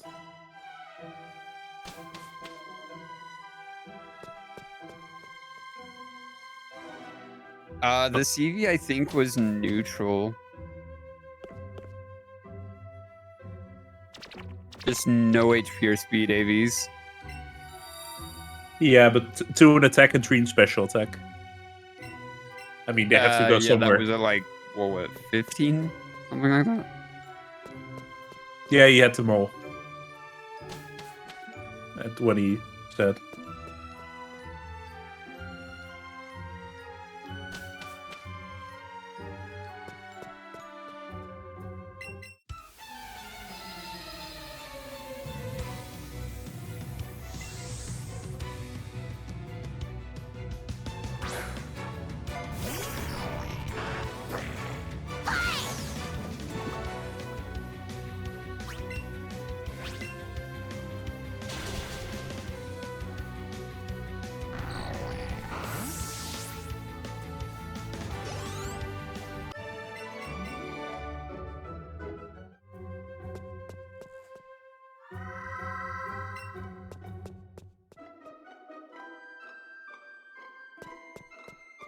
Amber, I would agree to the playing safe, but I don't know that he will necessarily because he also wants to win this race.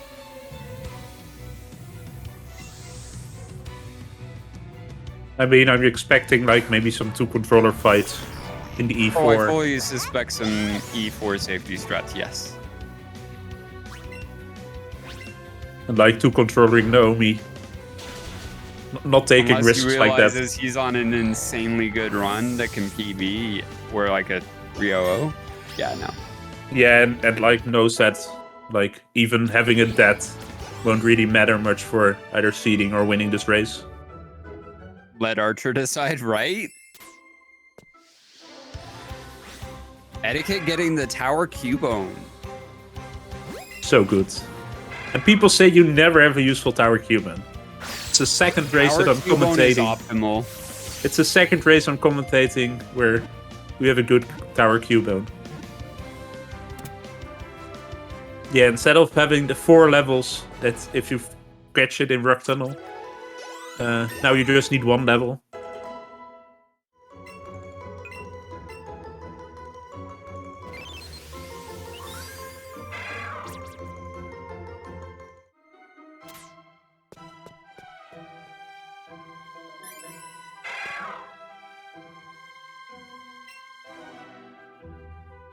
And now Etiquette is in the saddest cutscene of the game. This cutscene is so sad.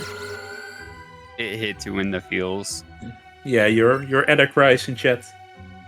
We're going to skip the movie, that's the really sad part, but...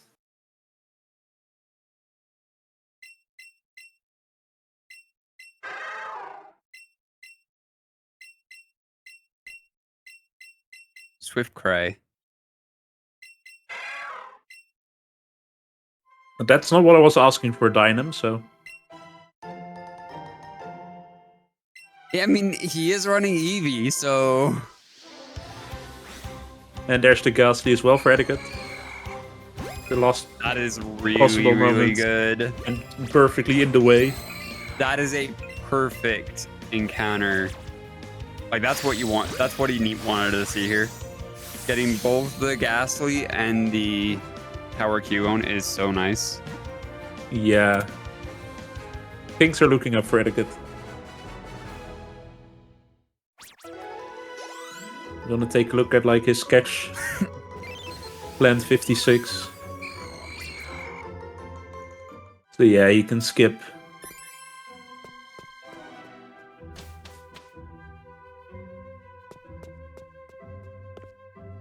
Probably, well, he's going to skip the coughing, wheezing, the ducks. Sorry, the Golduck. And, oh my god.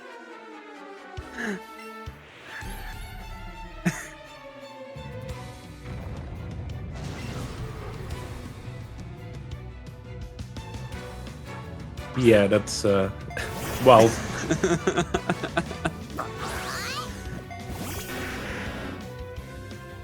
And then in our race, we didn't see a single one. Well, we didn't. T-Pad kept running away from them.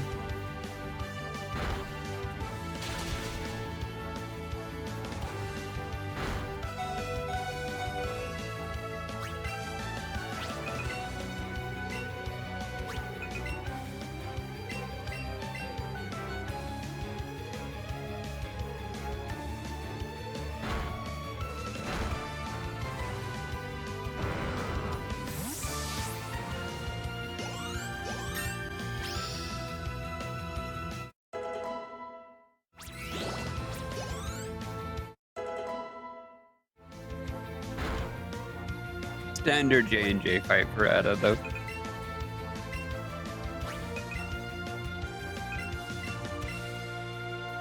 Yeah, this fight can be a bit annoying, but the notes actually said like don't get unlucky.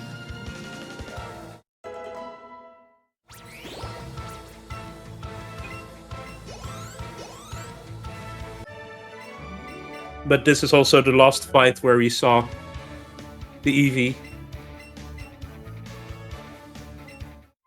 The only Eevee we'll see will be on the top of his head. And maybe a wild spawn. We've actually been seeing quite a lot of those.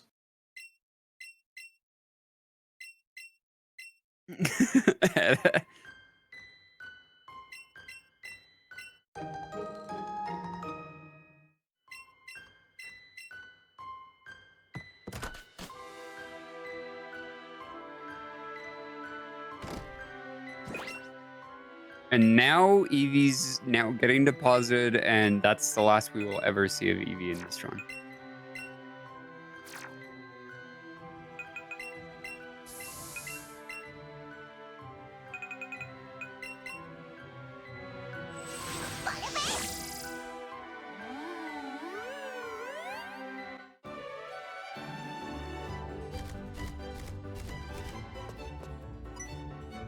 Oh. Look, it's Brock. What is he doing here? Here to give you the tea. The tea. Oh. That's handy. Is it useful for anything? It's needed so you can actually get into Saffron. Oh, okay. Because if you don't have it and share it with the guards, they won't let you through for whatever freaking reason. That sounds annoying. Yeah, just do what I did in the run and skip Brock entirely, and then have to go back when you go to try to go to Saffron. Wait, oh, I don't have the tea. Oops. Yeah, and it's like his Brock's range is actually like pretty big. You really have to like really hug the bottom. You really do. Oh, poor Paige.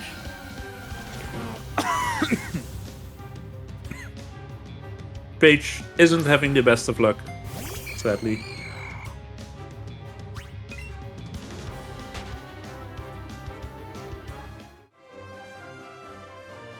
Yeah, Paige has had some seriously bad luck, unfortunately.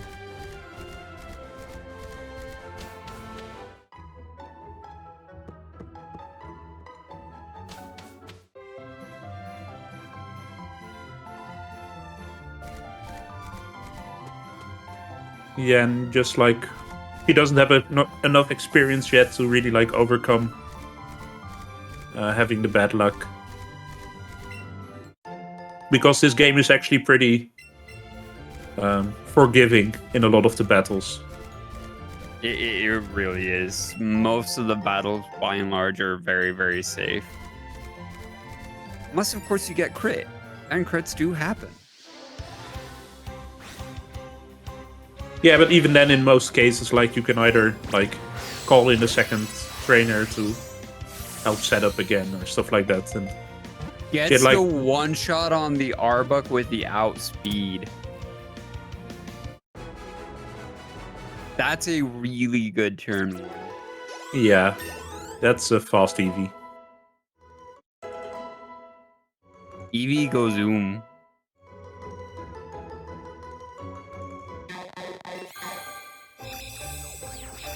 Going for the +2 range on the Weezing, doesn't get it.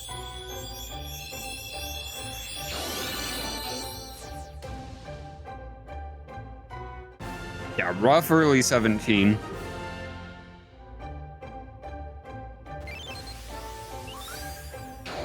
Eddaket looked at his catches and saw, I'm really good right now. Yeah. If you can find like a Pidgey or a Pidgeotto. If Pidgey, it's just Pidgey and that's it. Pidgey and Starry would be super good for Edda right now.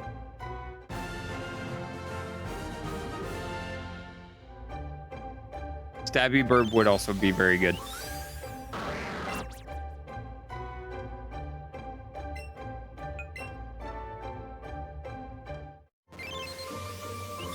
Yeah, I think he added the Doe Duo already in that statement.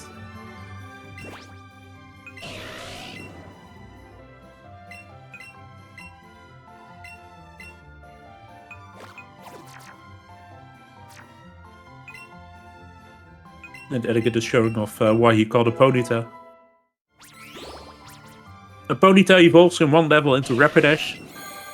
And Rapidash is the fastest mount rideable Pokemon in this game. or one of. And so you will see how much faster it runs around than the Rhyhorn did. It's definitely the fastest. Well, it's in the fastest category of bike ride pokes.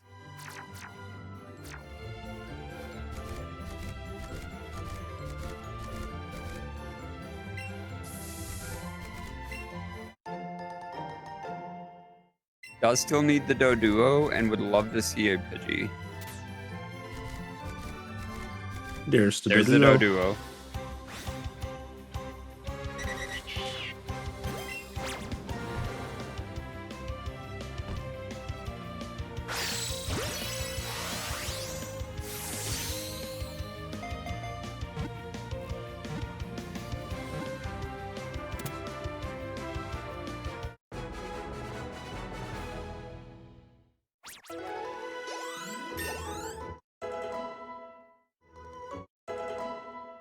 Yeah, catching the Doduo get 2 evolutions.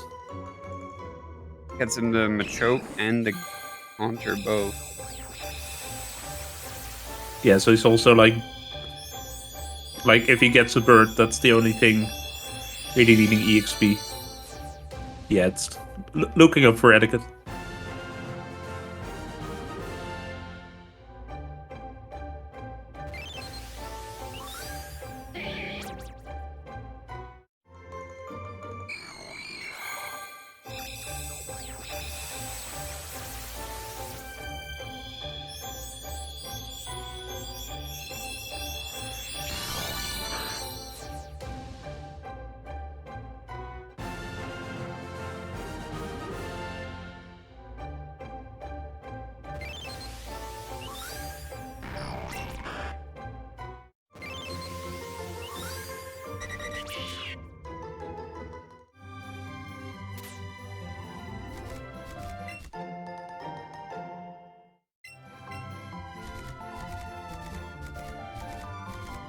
And there's a Psyduck. There's Psyduck.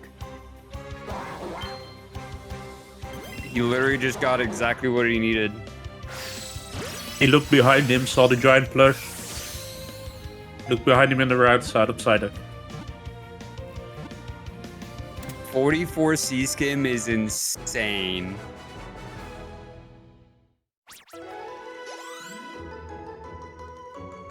Yeah, only having like 2 evolutions.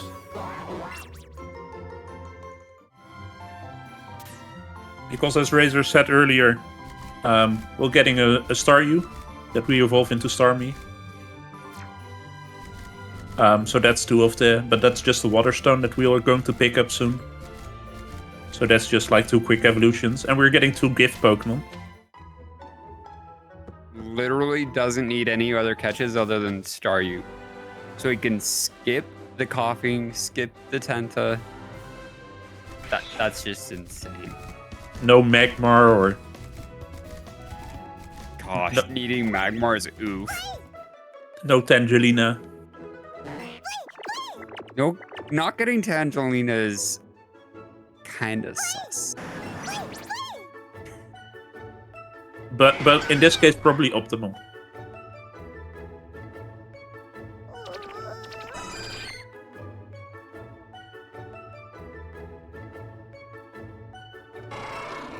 Yes, Greta, it very much could just not spawn. Let's please not make that happen. We'd love to see a very good run from Edda. He's on an insanely good pace right now.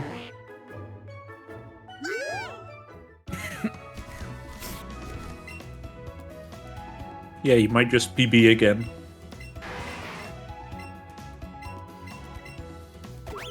Staryu does like to be like that. Yeah, in my experience, it's like really 50-50. Either it spawns or it doesn't.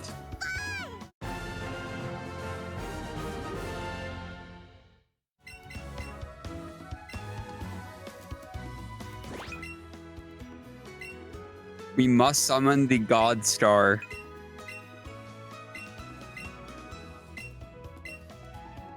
$1100 CP.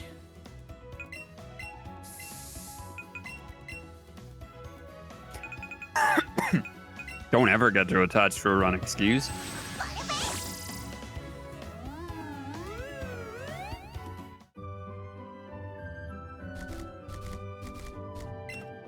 Yeah, that's the thing with this game. Well, like most battles aren't scary. Look at him. He hasn't even left Panda Town yet and already found a star. 10:32. Not ideal, but you never know.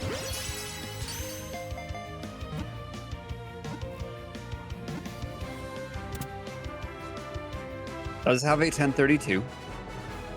Yeah, it could be worse, could be better.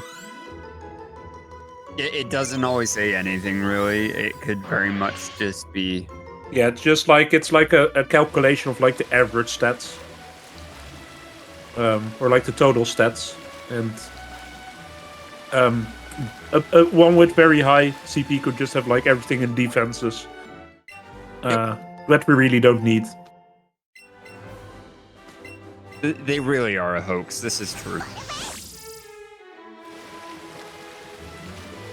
We basically only care about special attack and enough speed to outspeed like a few fights.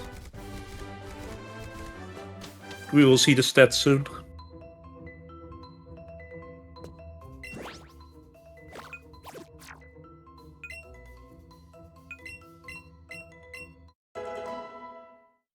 Edda dodging the spider Ooh. optional. Bad special attack. That's a really bad special attack.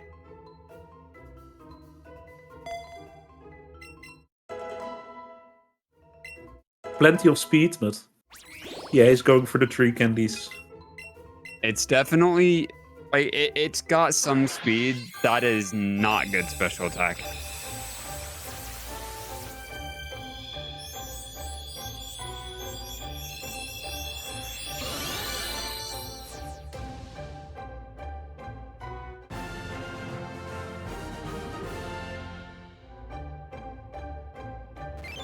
Yeah, no, this is likely outsped by Rapidash.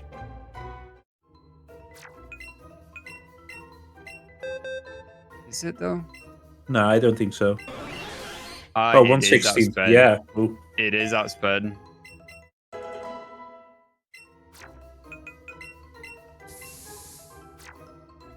Eddaket just like using the repel to not have any spawns here. He doesn't want to catch anything anymore, and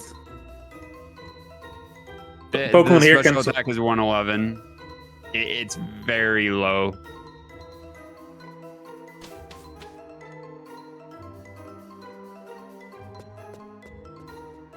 In fact, I don't even think the Ninetales is guaranteed to kill at this point. Well, he does have an extra... Yeah, but no. Maybe he'll just get, like... It's a... Would you get the extra candy here? Honestly, with this special attack, possibly. Yeah, for tournament strats. It might be guaranteed. It's definitely close. Eddaket's fighting Scientist It's stat. like 1 or 2 IVs. It's not min.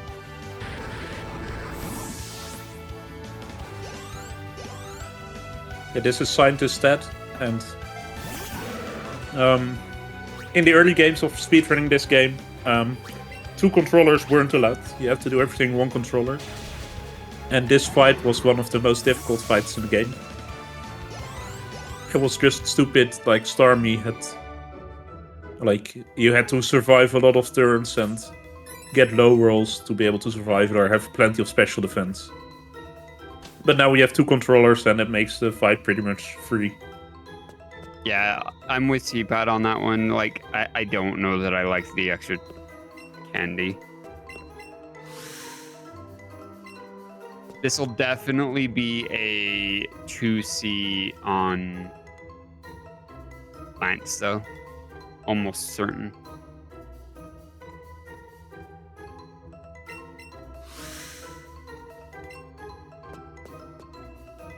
Eddakет skipping the heal bed. The star didn't get any damage, so...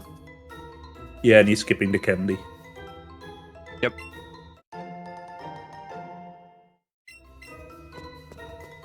Yeah, Phoenix, he gets the... If he puts the bird in slot 2, then he gets the candy to resurrect the bird. But he had the pony out in the second slot, so the bird survived. Okay, so at least Ninetales is guaranteed. I knew that was close. At 45, I don't think that would have killed. Or would have been a range. Going to 46 is huge.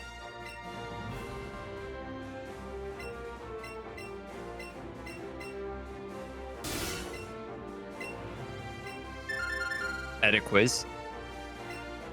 At a quiz time.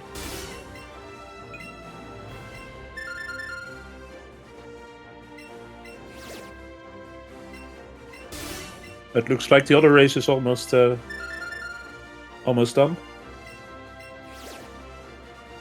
The last remaining runner is on champion there. Paige is taking out the final J&J. Realizing that she hit the Wheezing first instead of the Arbok.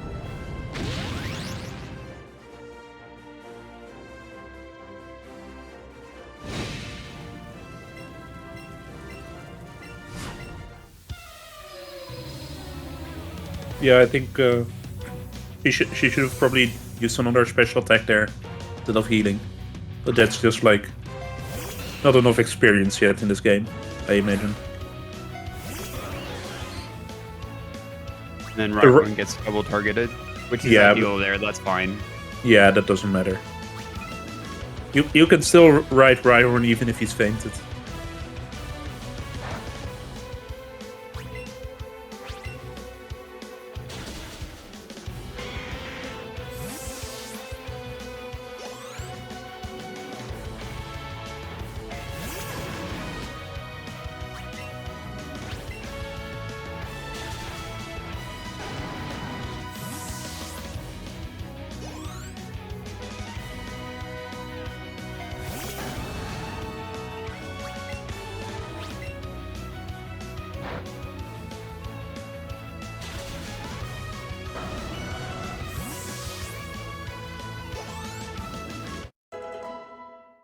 Okay, 1078 from Star U. That's a lot better than Etiquette. But then the game just bullying and saying, no, I don't want you to hit this. This is the motion controls at their finest. Yeah, running out of Ultra Balls like that.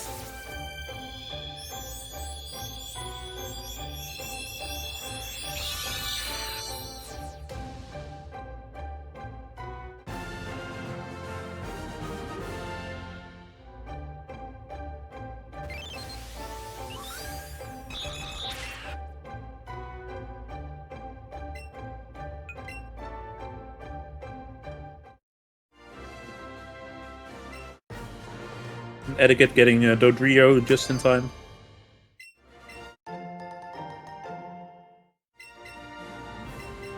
Unless he's going for the... Like, he could deposit if he wants to, but I would think that's still going for Dodrio is safer.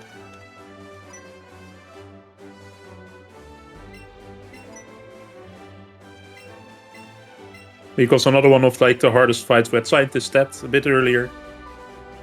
And after beating two gyms that we skipped way early. Namely Lieutenant Surge and Erica. We're going into severely over-leveled territory. Yeah, this is I mean, we're taking a Pokemon that's like weak to both electric and grass. To make things fair, but no, not really. Added cheating here.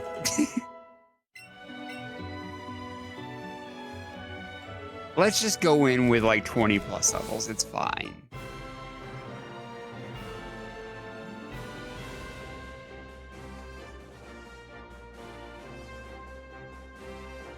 Now let's see if he's getting gold cans.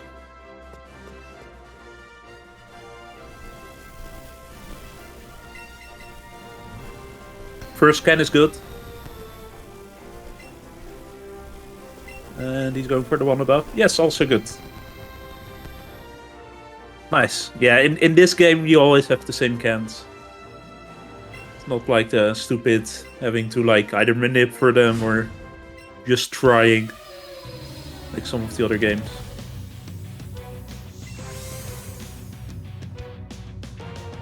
Edda saying he was going to go sweaty endgame, but the star is so bad. Yeah, no, I feel that.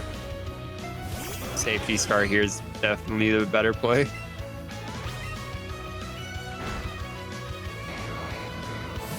Being 20 levels over guarantees just spam scald, kill everything. It's easy. Yeah, this is the section of the run where it's just like spamming A. Yep.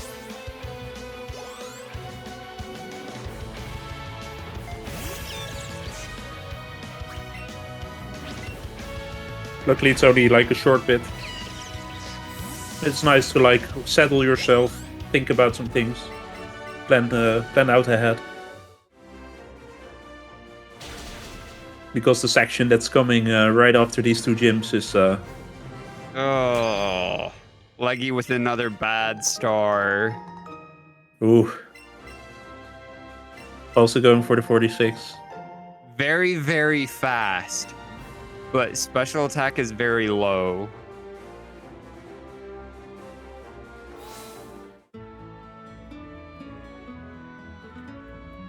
I think still higher special attack than etiquettes, but that's not saying It might much. be like one higher, but it's very low, but speed is ridiculously fast. She will at least outspeed the...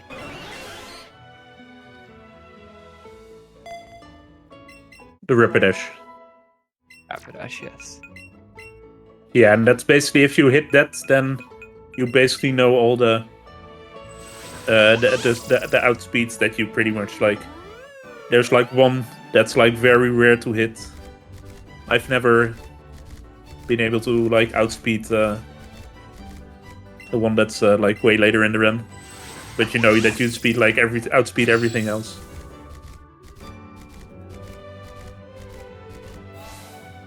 And I think with the extra candy there, Eddaket is still outspeeding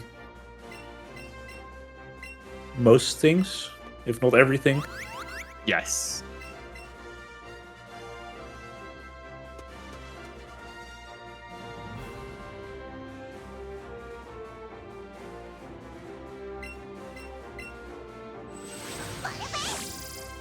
Starmie's base speed is really good as is, so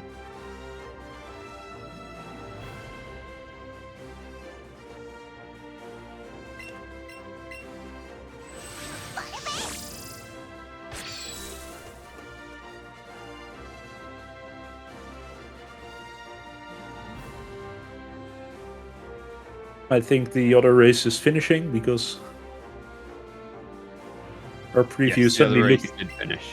our preview suddenly looking a lot better. Yep.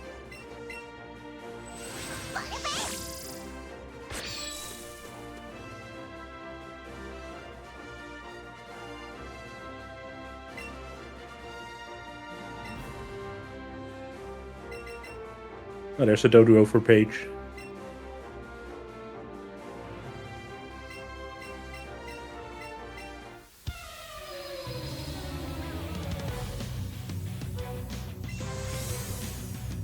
Yeah, Paige needs some catches for sure.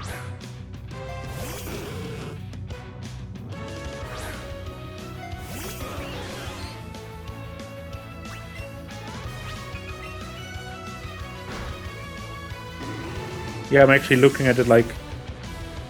I think she didn't mark everything.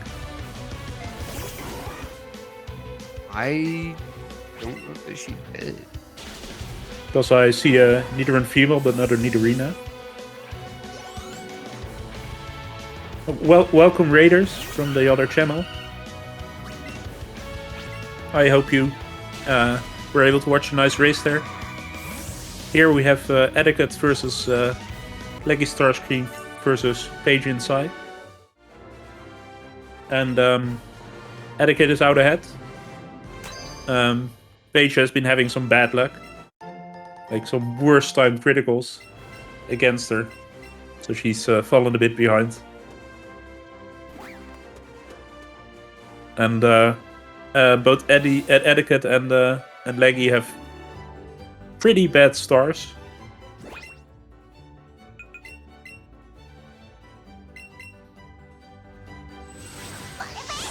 The Eddaket using the very fun tech of flying to the city that you're already in. I always love that when a game has something like that.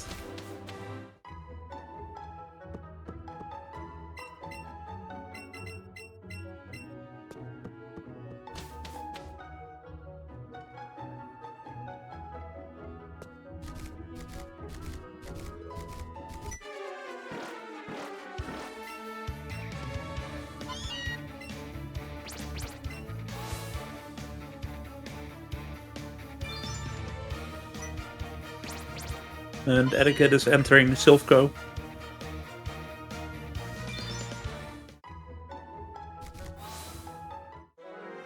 And here we have like another one of the used to be like horrible battles in one controller days, but with two controllers it's actually like pretty nice. And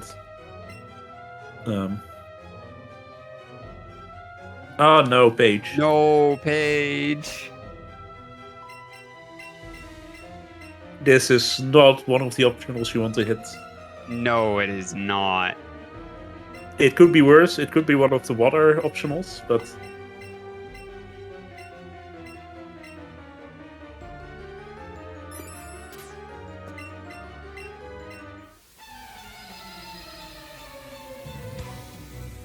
what would you do here? Like,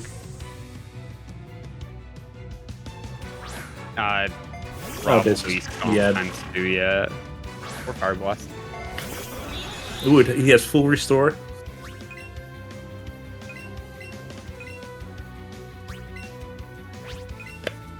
Yeah, luckily this, like, she already had the rapid dash in front.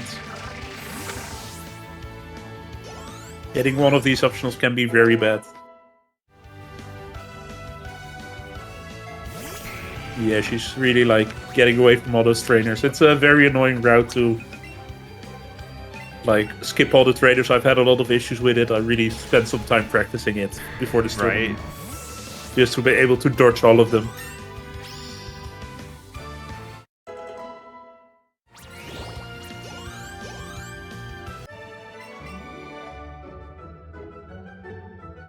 So yeah, I really feel how, like, how annoying that route can be, because running down you just have like no vision, like you don't see where the trainers are. You And- don't. But And moving fast on rapid dash, like, yeah.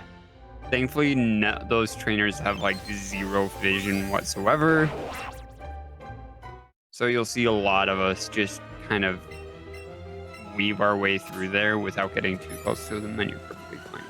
yeah, the ones at the top of the route really have no vision, but these ones have a bit more. But yeah, there's like a good route to like go in between them. But it's something you really have to practice, and Yes, it does. it's not like the most obvious thing to practice in this game. With like the trainer skips and just practicing catches.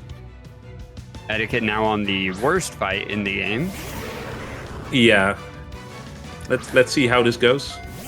But this fight can go like what, 4 turns or 20? Well, I don't think we've seen 20, but like 8 or 9 is. Oh, I've seen 20. Ah, perfect Gets start. the boom, no protect. Must be nice. That is exactly what you want to see.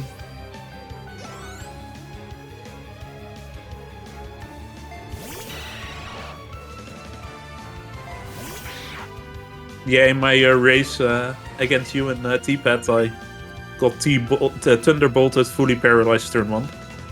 Now will he get the Bone Ring into the rat twice and have a nice return? Wait. Oh, Bone well, Ring, that's good. one. That's one. That's one. Can he do it again and take him out? Yeah, or we'll get really pumped. 1055 per page. Hopefully, more of those CPs went into special attack. She deserves a good star. Gets it again. Nice Wow. return. Optimal.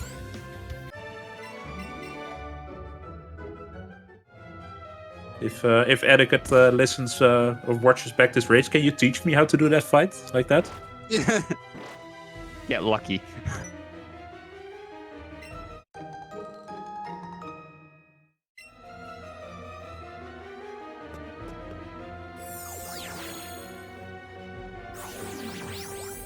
Yeah, there's like a really nice clip of one of the other runners in the tournament getting a 4-minute long fight there, or 5-minute long fight. Actually showing all the Pokemons that rival had.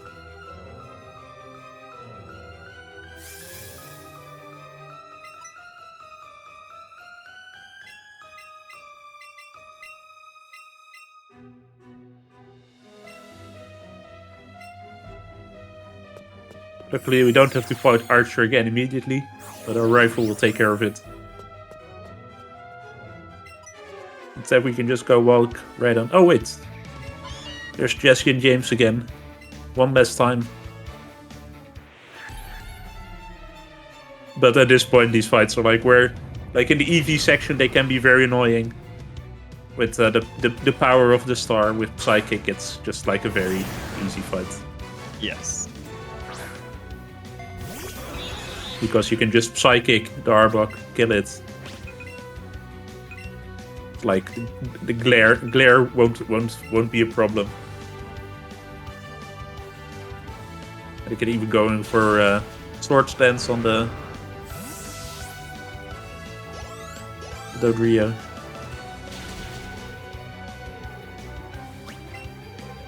Ooh, getting paralyzed, unlucky. That's really unlucky. But still outspeed even with the paralyzed slow, so.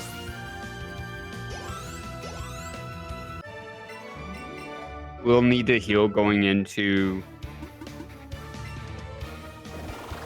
Giovanni.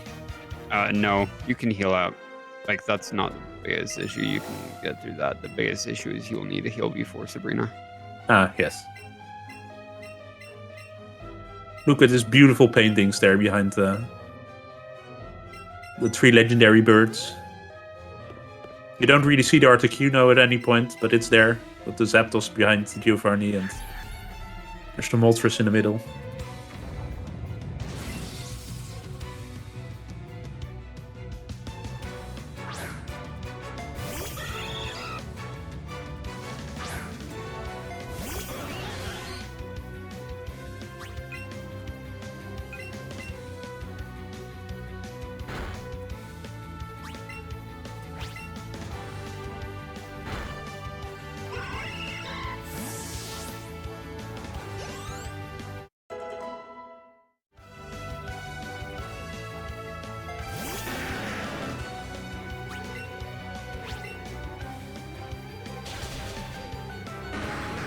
You will probably have to pump mine.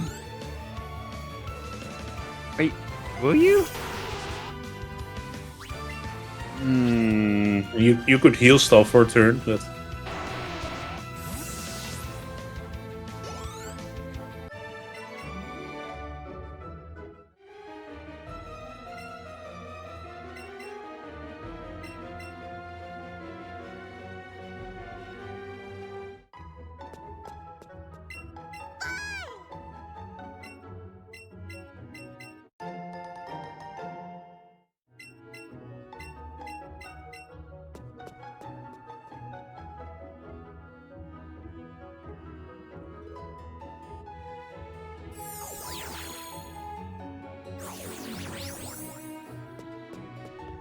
I think Page does have enough catches now.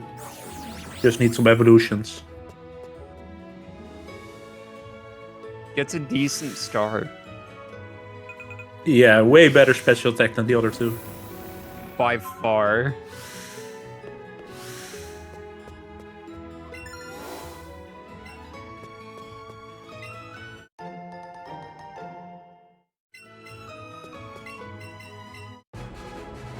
Also going for the third candy. I can understand that.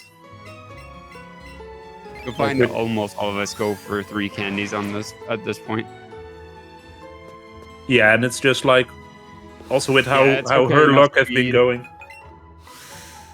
Okay, enough speed, good special attack. It's a pretty decent star. I don't think it's fast enough necessarily to outspeed the Rapidash, but It's gonna be close. We can see in the sculpt. I think it's like 1 or... Yeah, like 114, something like that. It's so bad.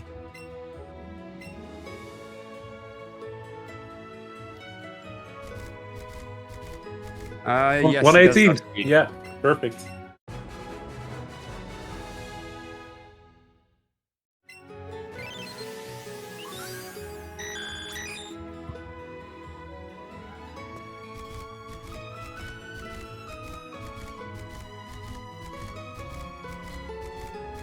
%69% chance to Oko. Nice. Just get the 30% burn. Dies to burn, and you're good.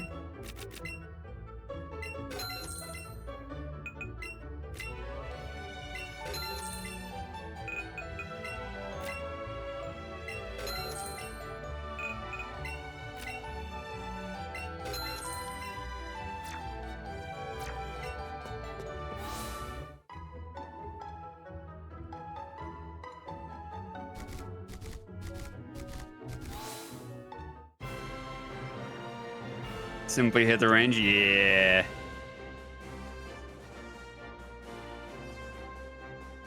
This is definitely a star.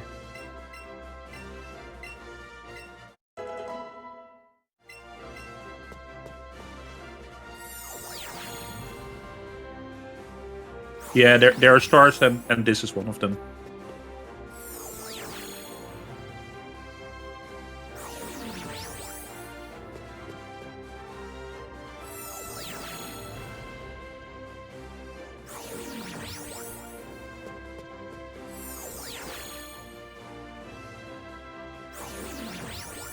Eddaket is just going through this teleporter puzzle. You see he tried to like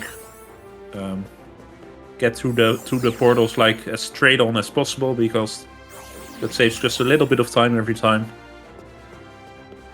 If you hit it like even slightly like at an angle, it will like get like a sort of setup step extra animation. Like here you can see.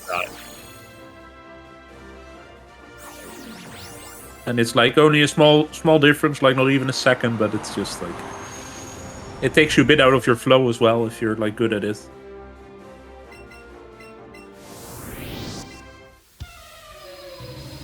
And now we see Sabrina. Sabrina, we really want to see light screen turn 1.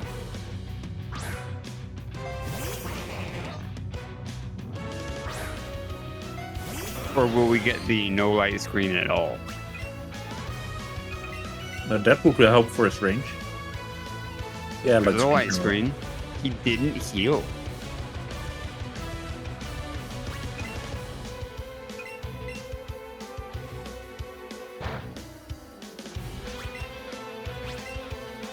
I mean, as long as mine doesn't crit, right? Yeah, and he's healing here. Yeah, here's the heal. So he's taking the heal here. Now it falls off, and now it dies. Yeah, now it's guaranteed. That's smart. Smart. Good strat. Knowing you needed the heal anyway, take it there.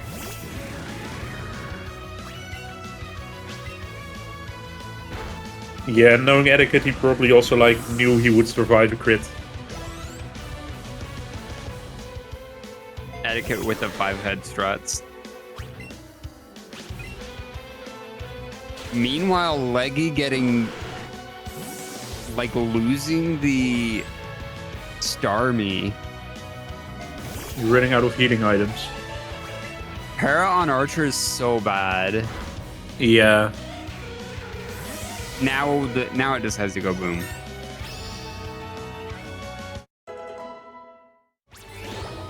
In Cubone dying, that's always a nice thing. Archer's the worst. Yeah, because Rival just like brings out a Cubone that doesn't really like attacking. And the Pokemon that Archer and this other admin use are just annoying.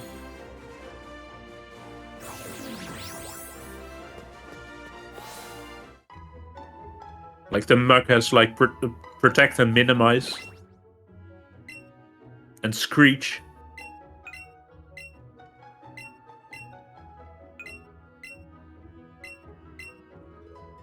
Like, let's be honest.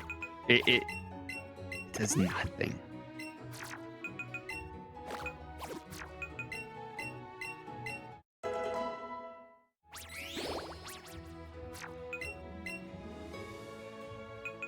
And let's see if Etiquette tracked his catches correctly. They might, I am unsure.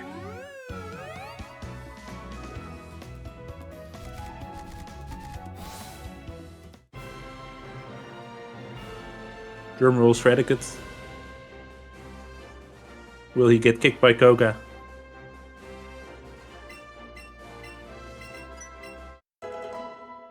Well done. No.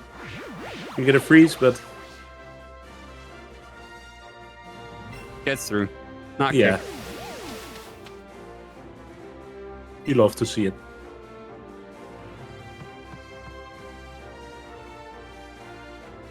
Now for the real gym leader. Caden. Yeah. Can you explain what this battle is, this Kaden fight? So ideally, every poke in here has protect. Ideally, use each protect turn 1 because you use X special attack turn 1. However, it has a move known as minimize, which raises its evasion, as well as toxic.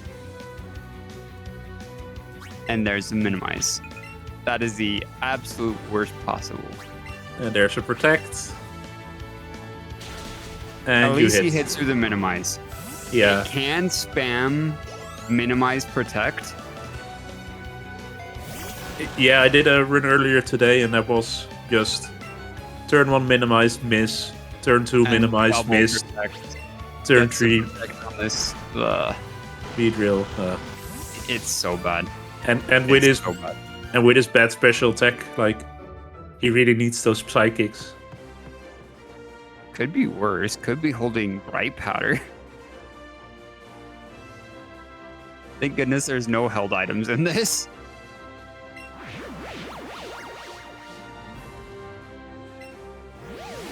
Boom turn 1 would be goated. Let's see the boom.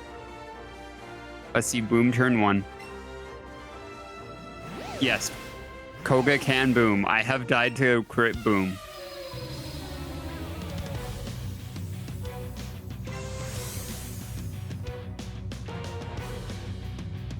Boom crits, you're dead. If boom crits, you're dead.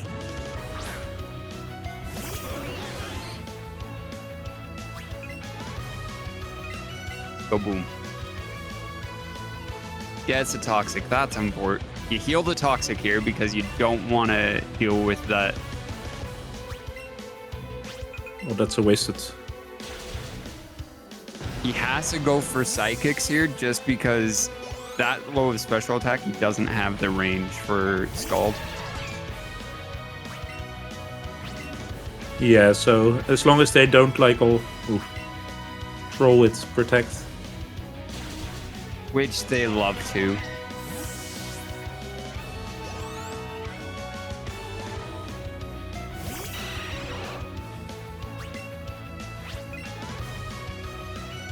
He's going for the Thunderbolt? Yeah, that's good.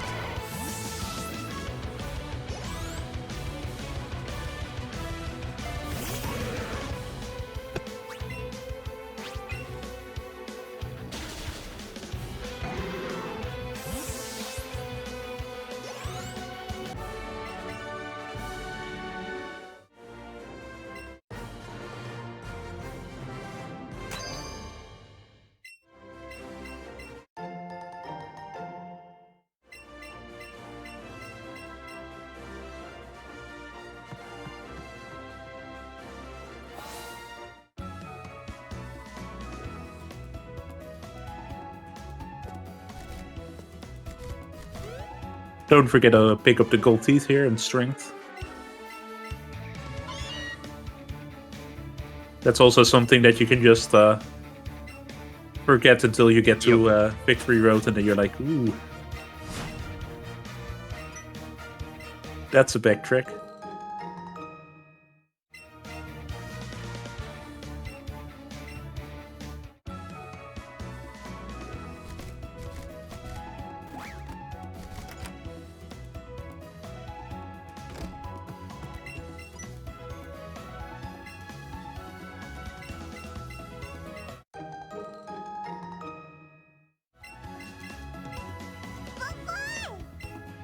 I delay teeth here as well. Yeah, who does early teeth? Probably those Pikachu runners. I mean, can you really like trust their judgment?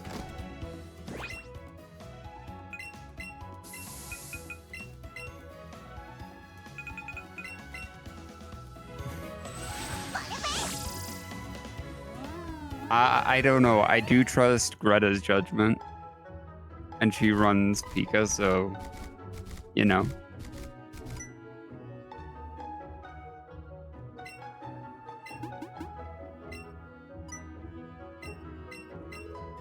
I'm not biased, Andy. Excuse you. I still think Eevee's better, but I have nothing against Pika.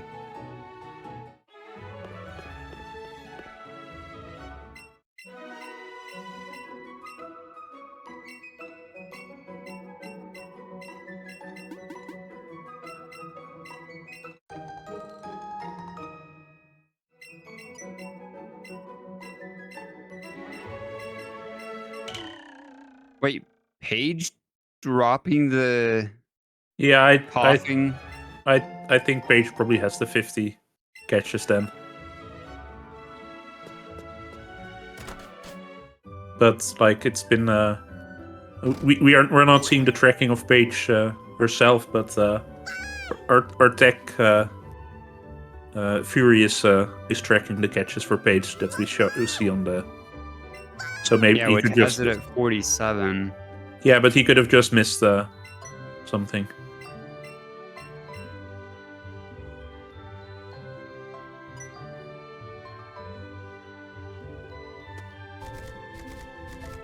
So yeah, I think she's at 48 with the 2 gift Pokemon coming.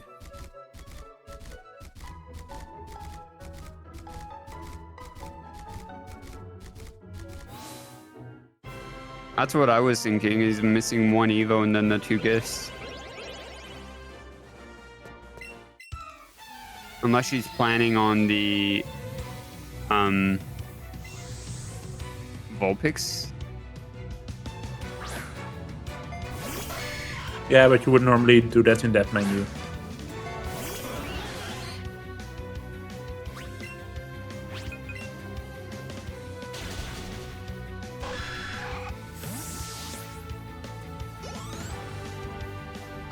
And Eddaket is already in the last gym of the game.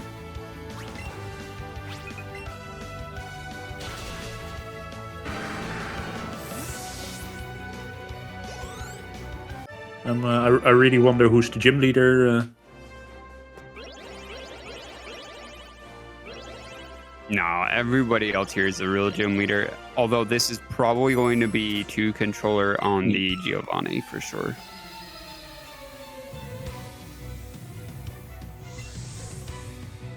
Yeah, going for 2 controllers, Samuel. No point risking this. No.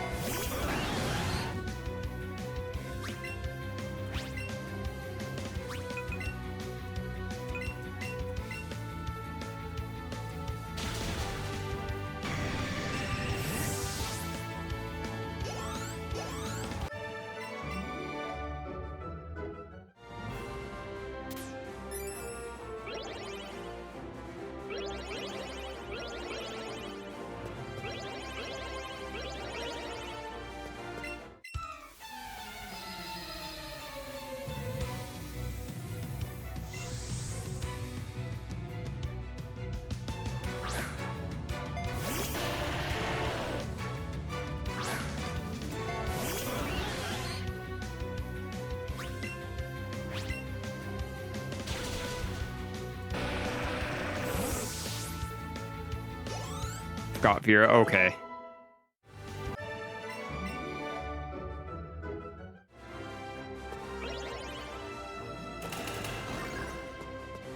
Yeah, so Paige just has the 2 gift pokes and then she's good.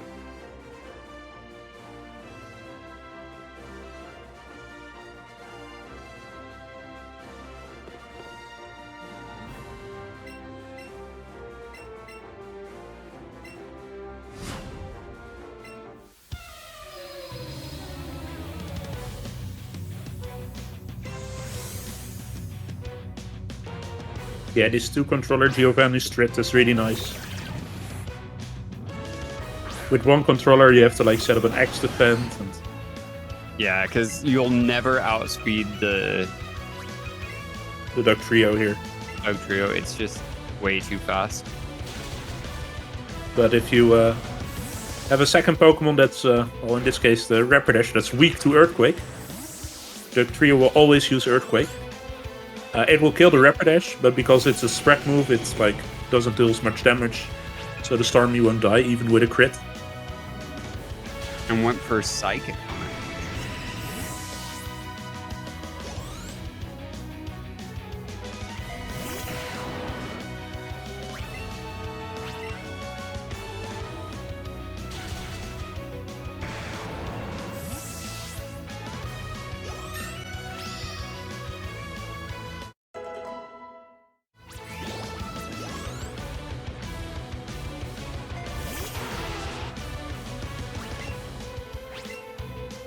Yeah, he This has is no more. definitely a star of all time.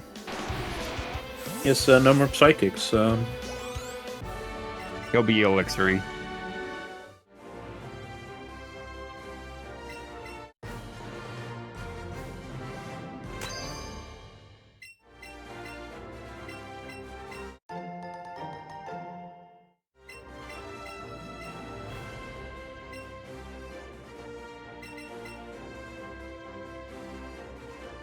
Yes, John T, you can still ride on I Fainted Poke.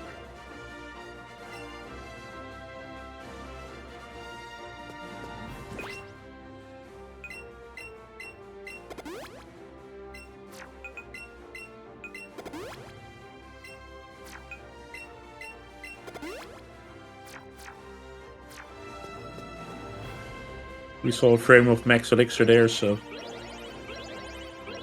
I'm guessing he used the regular one and it popped over to the next item.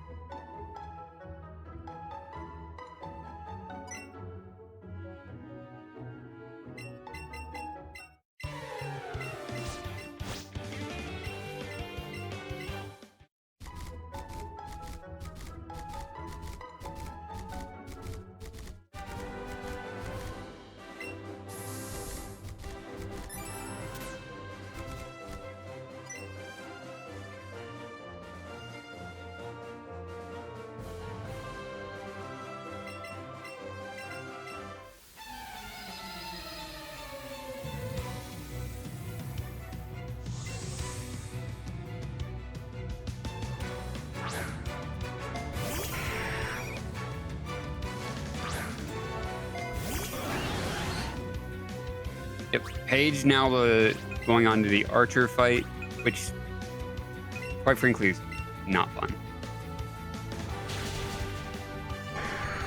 No, they're like... Meanwhile, Edda on Rival 5, which the reason we lead Rapidash here is it baits out either the Vileplume or the Marowak second.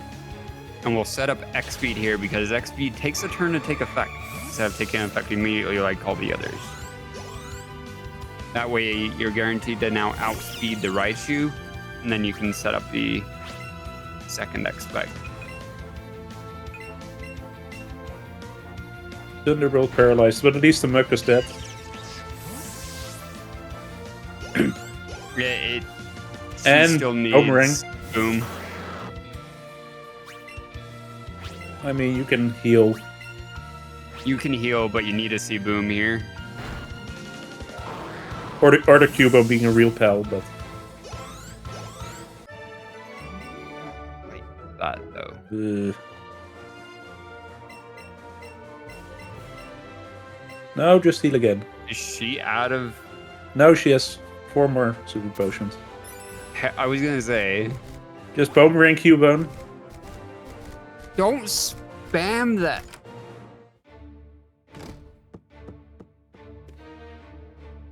Just spamming T-Bolt, that's gross. Absolutely disgusting. Yeah, I like this. Such a bad fight. And Renegade is dead, Nice. so... Yeah, this is really Okay, good. she's clean. Good recover. Like this is a bad fight, but it's actually like you're happy with this bad fight. Like how it went for Leggy, it can go so... Cubone saved that. Yeah, which is rare.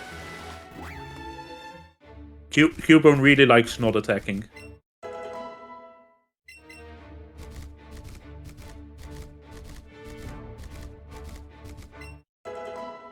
Honestly, Emperor, I'm starting to think Sheep's luck with Archer fights is about like my luck with Dratini.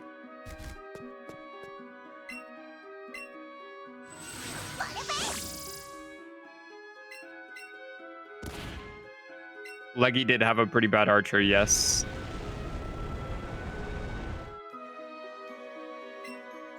My last 2 Archer Your fights Archer were... was bad, Eddie. Come on, you got a 3-turn. Come on. What, he got Don't paralyzed? tell me your fight was bad. He got T-Bolt paralyzed.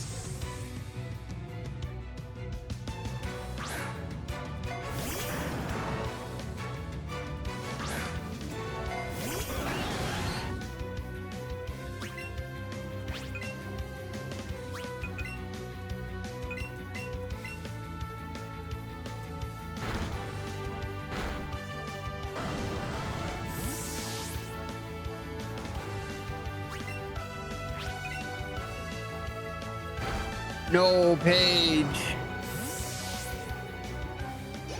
Yeah, Paige is getting lost.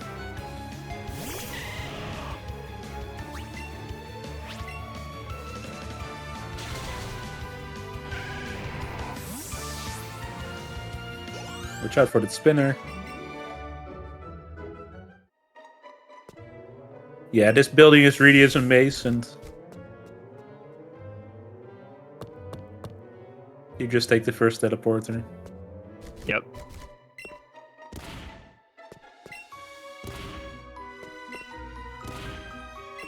And that is different from like Gen 1, where you actually come from the other side.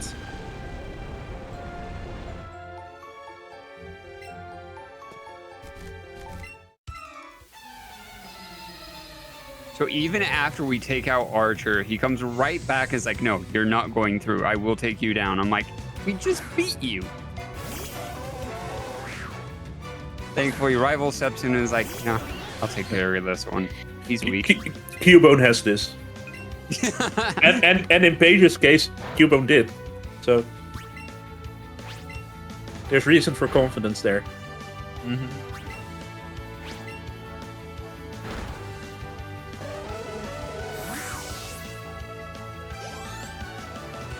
I do think everyone would be way happier if Rival just started the Pidgeotto there as well. And you have like a 50-50 T-Bolt target. I don't know. I still think I would rather see Boom into Dead Rat.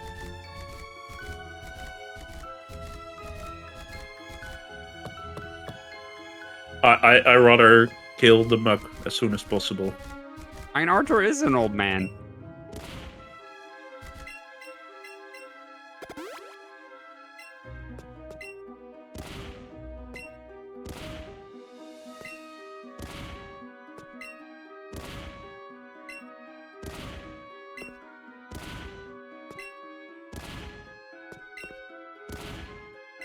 Is he really just 25? Jeez. I guess compared to the rest of the characters in this game, he is an old man, but, you know. And he has like blue grayish hair. Whereas you're like, what, 10? 12? think like 13, like the eddaket getting the skip. Edda gets the easy skip. Yeah, calling it easy, rub it in, it's okay. In our race, I missed that one. It wastes a lot of time if you hit it. Yeah, it's finicky. And you just have to heal because you're using. It's not necessarily damage, but it's just. Yeah, it's just like the PP usage that you need those moves.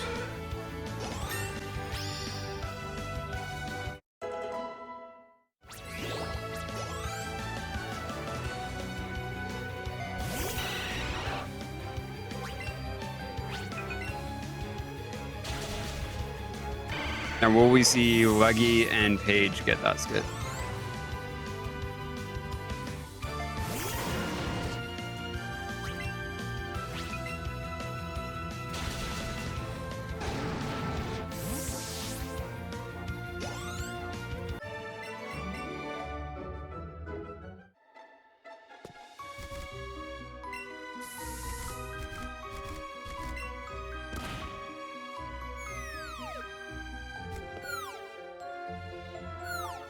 I would say Leggy is looking at like the 320, 321 range time. Probably around that.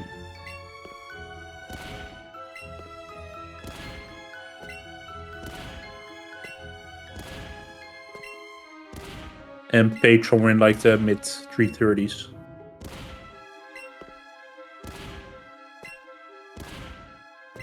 Sounds pretty much about right.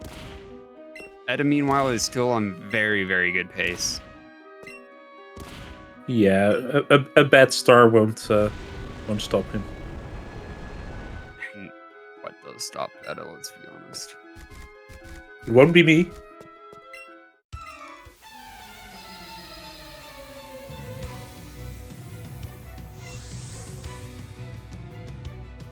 How are you looking for bracket-wise? Any beef that you'll stay in the upper bracket, or? I mean, you're like really on the edge now, right? I'm right on the edge. And there's still some good runners coming. I at least survived Pokeguy's race. Yeah, we have Sandy, Kid Rocker, and Chrysosaurus all still coming. Yep. So I don't think I'll survive it. I don't. I'd like to.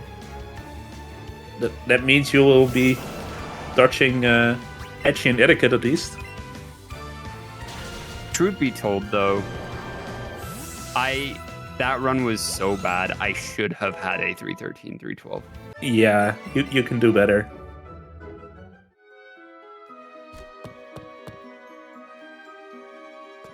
So now you're in like the underdog role, right? Oh no, I fully suspect I can win a race if I'm in the lower bracket pot 1. Oh yeah, you'll be one of the favorites.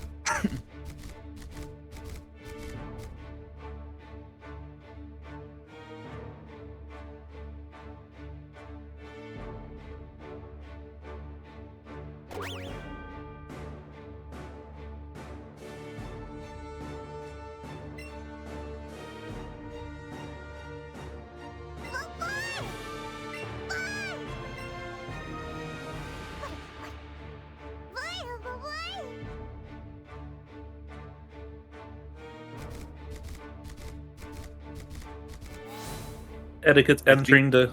Pokeguy had a 346. Let's see if it's already... Yeah, Edda throwing in Dodrio, so definitely going to 2C strats. Yeah. Times aren't yet updated in those sheets, so I can't see it there. Survives on Geo. Ooh, that's slow. That is very slow. It saves the revive, but that's so slow.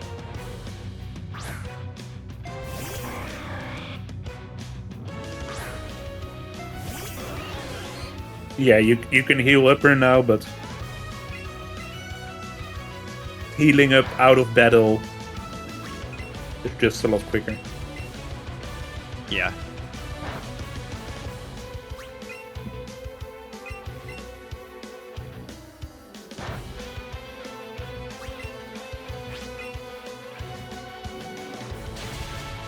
And eddaket is done with his setup.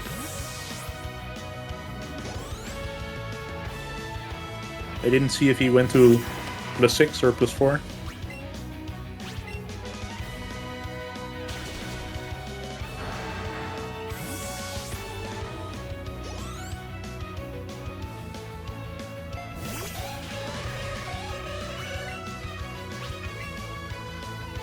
I didn't see if she taught Keyboard at all.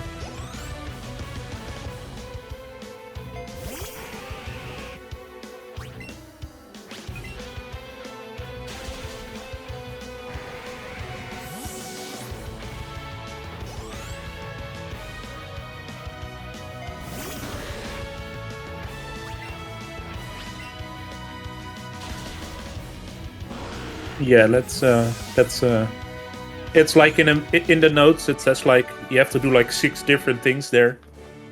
And one of them is like the 4th or 5th item is Teach Thunderbolt. But And there's the T-Volt. Good. She remembered just in time. Maybe reading chat, but in this case, I mean, we want to see this happening.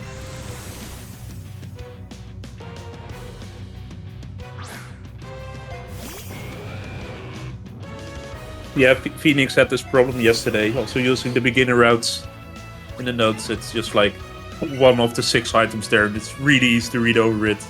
It's like, oh, if you have any stone evolution, you're like, oh, skip, oh, heal to full, fly to, okay.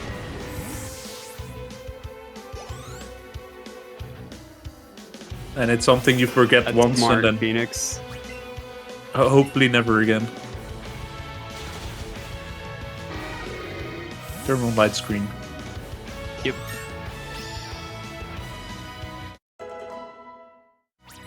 Standard fight. And talking about standard fights, eddaket versus Bruno. Yeah, he doesn't really stand a chance, Bruno. 129 at 52 is certainly a star.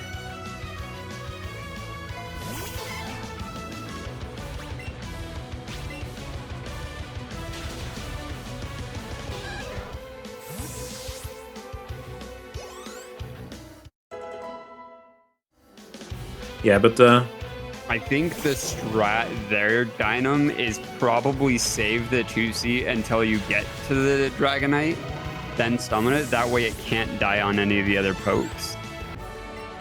Especially while setting up on Lance.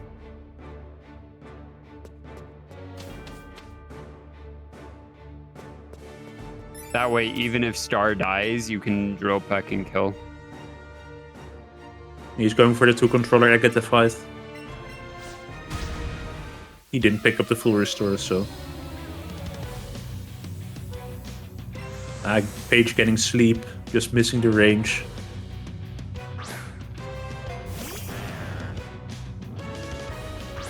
Went T-Bolt instead of Scald.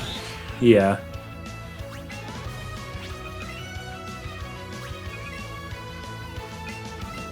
So you basically set up, like, if I 2C the Lance fight, I save the Pope until Dragonite. Yeah, my note says like you started with 1 controller and I just XP'd turn 1. And then turn 2 I summon the 2nd and attack and X special attack. And just build up with the 2nd controller. If you do it later, you save some time, but it just depends on how bad your special attack is. Does +2 kill the Seadra? Yes. I guess that works, and then you just go X speed and T-Bolt probably? Yeah. Or Scald on the Aerodactyl. Okay, yeah, then that's the strat. You just run 2C the entire time and you go X-Spec, X-Speed, X-Spec, Spec and kill. Yeah, and except just for the first turn in which the Seedra can attack. You don't give it a target. And then your second Pokemon survives for the last battle.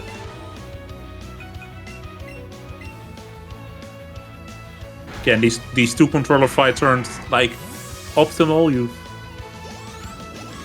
We've been having a lot of talk about like how much time does it save or lose, and estimates have been anything from like 10 seconds to 30 seconds or something. Dodrio outspeed Dragonite. Okay, that's really handy. Yeah, just in case you miss the range, you can just drill peck and make sure you kill. Because if you miss that range in a one controller fight, that's like, this is such an easy point. Like, I'm sure you've also lost runs on that Dragonite. I don't talk about those. they don't exist. It's never happened. Yeah. You put your hands over your ears like, nah. This is my safe space. I've never lost a run in E4. What? No, never. Are you even a Let's Go speedrunner if you ever lost a run there? I've only died to crit on both of them like a million times. That's fine. Yeah, this Seedra can crit like, but that like missing that Dragonite range, then you're just dead. And then on there was a streak of Etchy runs that died to Dragonite. Yes. And just like using the second controller, all of this is just free. All of my homies hate Lance. You lose a bit of time, but you gain a lot of consistency. It's the old you lose 6 seconds, or you lose 3 hours.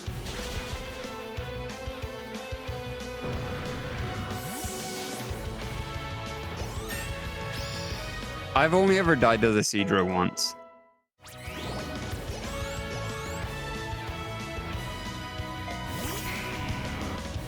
I think I also only had the Seedra once. I think the Dragonite 3 times. And the Pidgeot twice.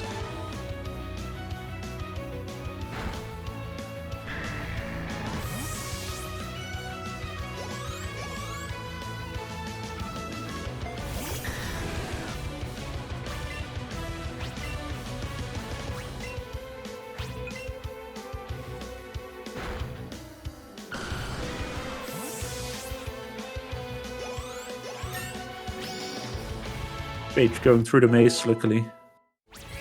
It's also something that's just very annoying, this maze. Takes some getting used to, some practice. It's actually something I need to practice a bit more. Getting through the maze? Yeah, Koga's maze.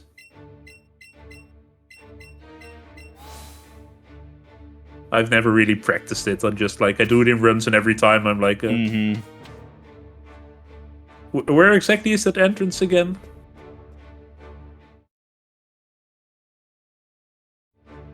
They're all over. It's a maze.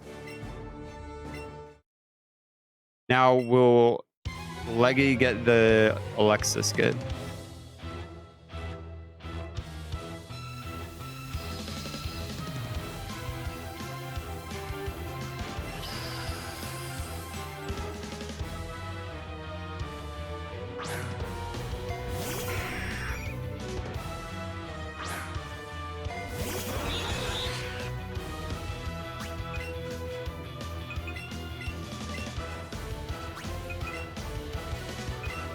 And here, Eddaket hopes that the Dodrio dies, actually. Okay, Leggy through Alexa. Good to see. And pages on Koga, all three of them are like on something interesting right now.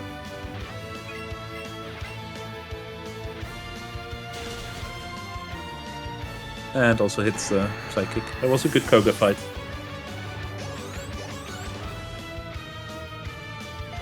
Good champ fight, but never like Trace actually hits the Starmie instead of the Dodrio, which is weird. Yeah, it should be 50-50. But Edda now through.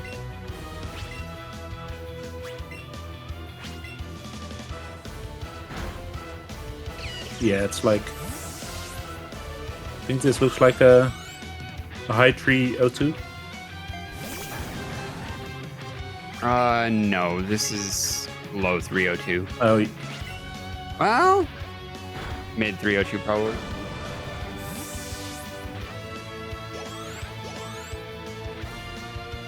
It's a mid 302. Low to mid 302. No, it cannot 301. I don't even think this is a 303.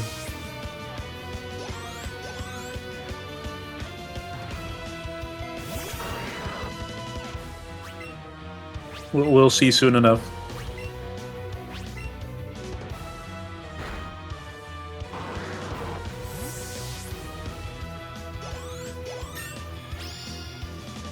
As T-Pad said in chat, it's like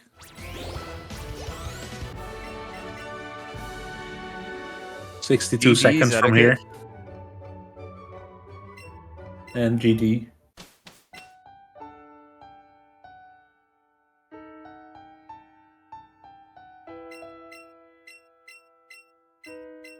Yeah, this is a 302.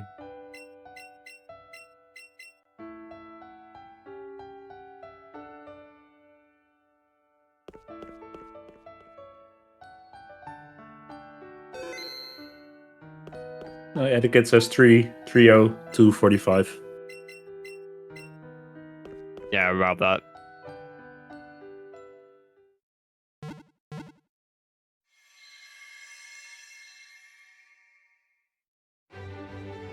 $47 according to race time. Getting the spoilers.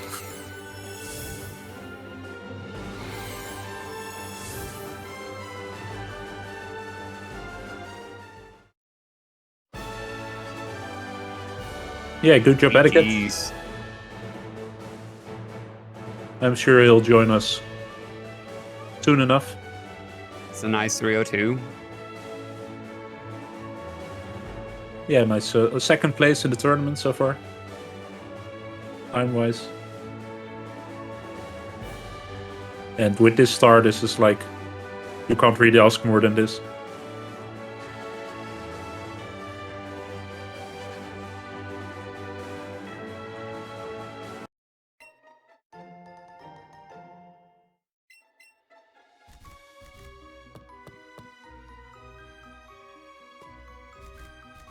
And Leggy's just leaving Victory Road.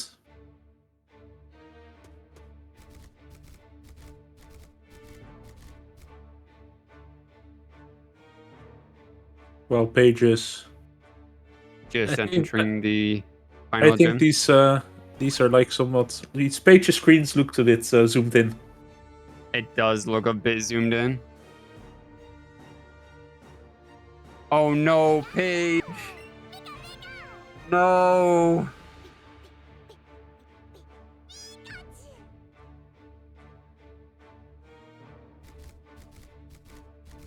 She forgot to fight. Not like this. Yeah, this is. Can she leave She here? forgot. She's gonna have to fight several extras to get through. Yeah, you can't just leave from this point, right? You really have to go through Correct. all around. Yeah, this is. Wait, can she leave and re-enter from here? Yeah, you can go up, but. And we are joined by Eddaket. GG's Eddaket. Thank you, thank you.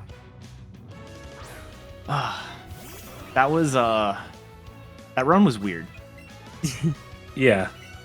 You had a really good catch count, vast majority of that run. Yeah, like that was really what carried it. I was thinking, like, while I was doing some of the end game stuff where it's just sort of like less thoughts, more don't get toxic, protect. I was like, nothing really bad happened this run, but also nothing like super good happened. Like I had the Chansey early, which made me 18 leaving Moon, but I think I only saved one turn because of it. Like I don't think the experience actually helped me all that much. And then I ended up being normal experience coming out of Rock Tunnel somehow. Like maybe a little bit high, maybe like one level. I don't know. It was a strange run, but It was definitely a strange run.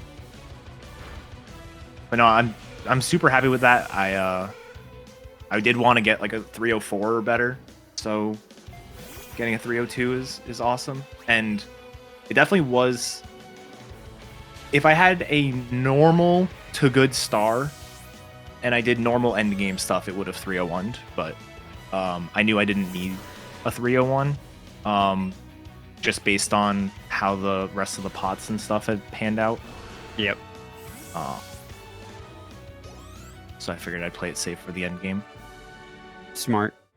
And that star, you didn't have much of a choice either. No, it was so bad. That was a star. Oh, Paige is going to DNF. Forfeit That's here. what it looks like. She forgot to fight the Understandable, trainer in the Giovanni's gym there, and this is just not a fun section to be in. Oh yeah, no, No, these it are is not. or the other trainers are not good because you have to beat this one and then you have to beat the next one, and It's so painful. We have Paige here. Hi. Paige, hello.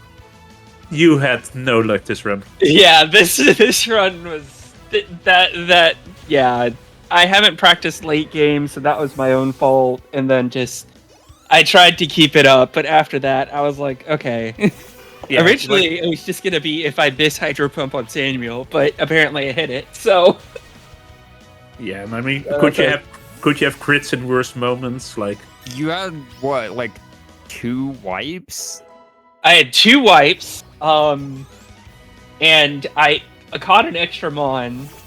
So and plus, yeah, there was just a bunch of different things that I was just like, I don't want to keep people too long because it was probably going to be at least 330, 340, and I'm like, and then with that, I was like, yeah, it's going to be way too long of a race.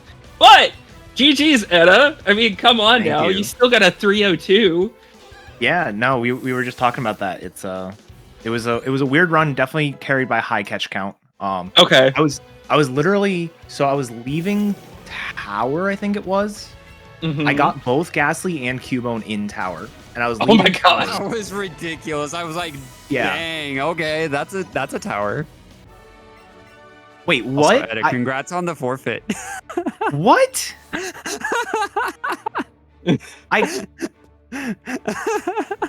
I closed live split. Was I not allowed to? no, you're finished in race time. I think. Yeah, it's you're just, finished in race time right Finishing now. race time. Oh, it's on. It's on the Okay. It's just I a was layout. like, oh no. No, but The so, bug so on the layouts. It is. that's funny. No, but what I was gonna say is like I was going through like the Brock cutscene to get the T, and I'm like, do I have too many Pokemon? And so I did out the math, and I needed Ponyta, Staryu, and then like Doduo and one other catch. So I actually almost was too high on catches, and I skipped out on like Nidoran female. I had something else. I didn't get double Moonstone. But yeah, no, my catches were just really good the whole run. And then, yeah, once I saw the star, I saw my time at C-Skim, and I'm like, all right, this is actually manageable. I could Yeah. probably 301 this, maybe even PB. And then I saw the 1039, I think it was, and I'm like, okay, this can be good. And then I see I use the rare candy, and I see 74 special, and I'm like, all right, I'm done. I'm like 74 special. I didn't even see my speed. Somebody in chat mentioned I was outsped by Blaine. I didn't even look at it. I saw the 74 to 77, and I was just like, all right. He had 116 speed, and it's like, ouch. Yeah. And then I think probably like my second ever 3-turn archer. I actually had the perfect archer. That was so good. Yeah, I am. Can you teach me how? No kidding. Can I teach myself? It was. It's called Get Lucky. Like my last few runs, the best I did was 8-turn archer. Yeah, no, it's usually you're looking at like 5. I think my one last night I had 6 turns.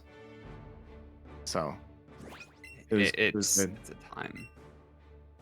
Also, Yeah, just because I wanted to type it out, but I was in the middle of like doing champ stuff, so I didn't want to mess anything up.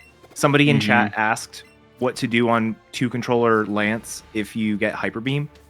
I actually timed it out last night. What you should do is go all the way through to the Gyarados 1 controller, and then on Gyarados summon the 2nd controller, and finish your setup there. You do have to use more super effective moves, like you can't KO Aerodactyl or Gyarados with Psychics. Yeah. But that is what is faster. I wouldn't have done it this run because it doesn't give you the opportunity to clean up with your second Pokemon. Like if you miss the Dragonite range, you can't. That's the turn you're healing, so you can't attack that turn as well. Mm-hmm. And I think my range was I hit it, but it was 10 and 16, so I knew I shouldn't have gone for it. It was not pretty.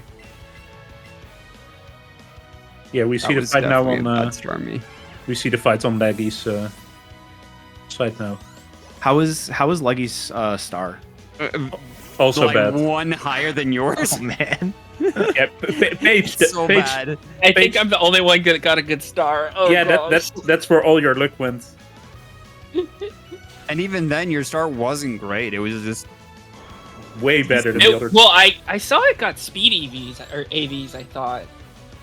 And then, but other than that, like, yeah, it was okay special attack. It wasn't great, but it wasn't like this. It wasn't their level bad, but yours also wasn't Leggy's type fast. Yeah. Leggy's, I think, was 96 at 46 Damn. on speed. It was fast. Yeah. I haven't done 5 candy stuff with Starmie in so long, and I actually considered it when I saw that star. Fair. And I was looking at when him I like, saw that star, I was like, is that actually worth? Yeah, I asked the question, and the only thing it really helps with is I would have been able to scald the stuff on Koga instead of Psychic. But nothing else. I mean, it would have made some ranges better. Like maybe I would have one-shot Naomi, but it may have made, instead of like a 10 and 16, like a 12, 16, 13, exactly. 16 Yeah, on it wouldn't have been anything major. No. Which is why I opted not to do it, because it's a guaranteed. The time it takes to grab it, and then just a guaranteed 10-second time loss because of the turnarounds on Bruno. So, yeah. What else? I mean, having so I don't know if it confused anyone. There was my very first spawn in Forest was the Bulbasaur, and then I immediately grabbed the Caterpie next to it instead. yeah, we explained that. What was that? We explained that just to get the 2 controller catches, or I wouldn't have done that except if anybody saw Pengi's start to the last race, like the race that was happening when this race started. That was 100% the reason I did it. I always one controller Bulba, but I was like, Pengi got 4 absolutely breakouts. demolished. All 3 of you got Bulba, though. What? Yo, let's go. Wait, really? All 3 of you got Bulba, although, Paige, you skipped the Pika that was right there. Yeah, I skipped the Pika because I was like, well, actually, wait, there was a Pika? Like, right in front of you. You walked around it like 3 times. I'm like, are you going for the Pika? Oh, It was like, oh, there's a bug here. You catch that first, so you get EXP on the bug, but then you kept just walking past it. I completely just don't remember. That's just my luck. Dude, champion target the second controller. Impossible Please. challenge. Right? It all like with Rapidash, I see it being pretty 50-50. With Doduo or Like he's like, what do I anything that do dies? here? it is so unlikely to do this.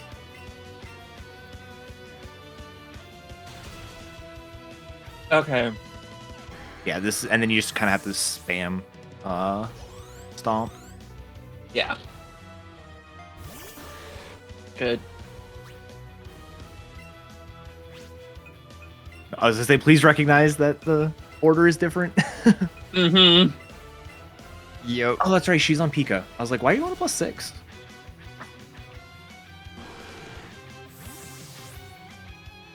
Yeah, Yeah, no, no, +6, especially with this star. This star cannot go +4. Yeah. Jolteon's far more specially bulky. Yeah, for sure.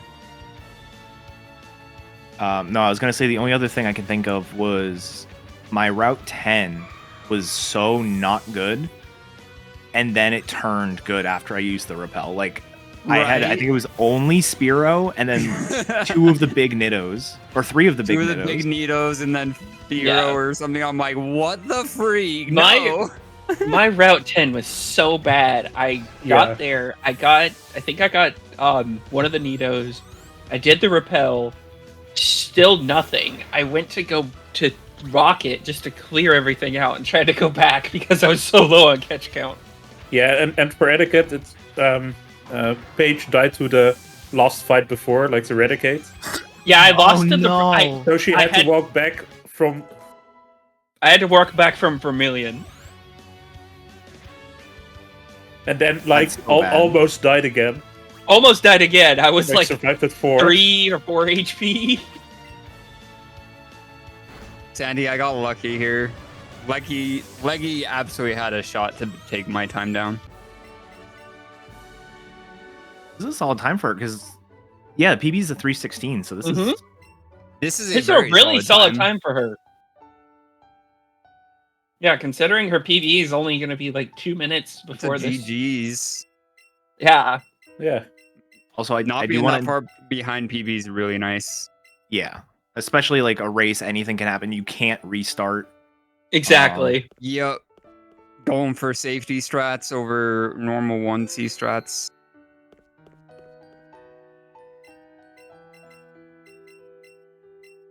Like I went 1C the entire time through ours. Yeah, I would have considered it with saves if Mm-hmm. if that happened, but I'm really glad I saved for J&J because I also Eevee died during J&J. Like the hideout J&J. I had such a weird weird. I had such a weird Jesse and James 1.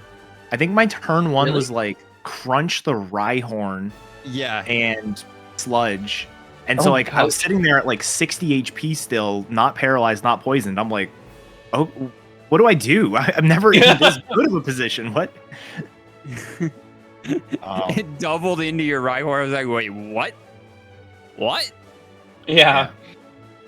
Yeah, no. And then the only other thing that was really weird was I ran out of X attacks. Or I didn't run out of X attacks, but I was like really low on them.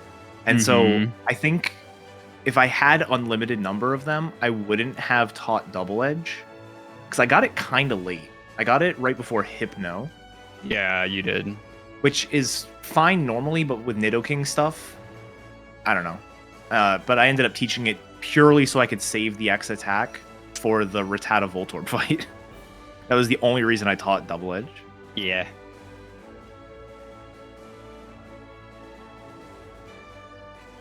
Yeah, Leggy- GG's to Leggy. Yeah, Leggy will join 318. us in a bit. Yeah, that's That's a very solid time. Yeah. It really is. And also I kept getting mad at all the supersized things I got in Moon. I was like level 16 before I even fought the first trainer. and it wasn't even Chansey. It was just two super. I was a supersized Geo and a supersized Paris, and they just boosted everybody's levels. Mm-hmm.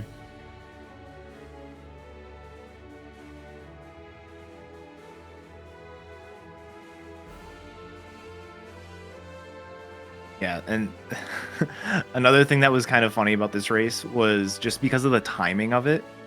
Mhm. Going into the race, like looking at what was needed for pot 1 of upper bracket, I'm like, okay, guaranteed pot 1 upper bracket if I beat T-Pat's time. Mhm. But Yeah. depending on how the other race pans out, like the time for pot 1 like moves up or down depending on that. And so like I was paying more attention to the other race during the first like hour of the run Yeah. than I was, because I'm just like, That's why you weren't this so is more- active in chat. yeah, I was like, this is just a bit, you know, like has more of a bearing on you know, how I need to play some of like the end game stuff. Just, you know, knowing how that race turned out, like definitely helped. And then once that race finished, and I think the new time to beat was Triv with a 307. It was just a lot more, you know, I could relax a little bit, and then Yeah. I needed that because that star was not awesome. But it looks like we have Leggy here. Hello. Good luck. Congrats. Not GG's. I mean, could have used that look earlier in Archer too. Right? Dude, God. Archer was just so bad all around, wasn't he? Yeah, eddaket. Yeah, Archer no, too. it's horrible. Yeah. So bad. Like, Uh-huh. what's a 3-turn fight? That's so bad. It's supposed to be like, what, 1 or 2? Oh gosh. Yeah, no, I legitimately did get the 3-turn Archer this Oh one. I god, haven't- see you got the Oh, 3 turns. nice. Yes. I kept haven't getting- had that Yeah, in so long. I kept getting paralyzed, and I think Leggy did too. You and Leggy both got the spam T-bolt. I'm like, no. Yes. Is there like I will pay legitimate money for someone who develops a strategy to deal with that. Like legitimately. Well, Paige had the luck that at least the Cubone was really being a pal. Yeah, mine, the Cubone actually worked. Mm-hmm. He just like 3 boomerangs and kill things.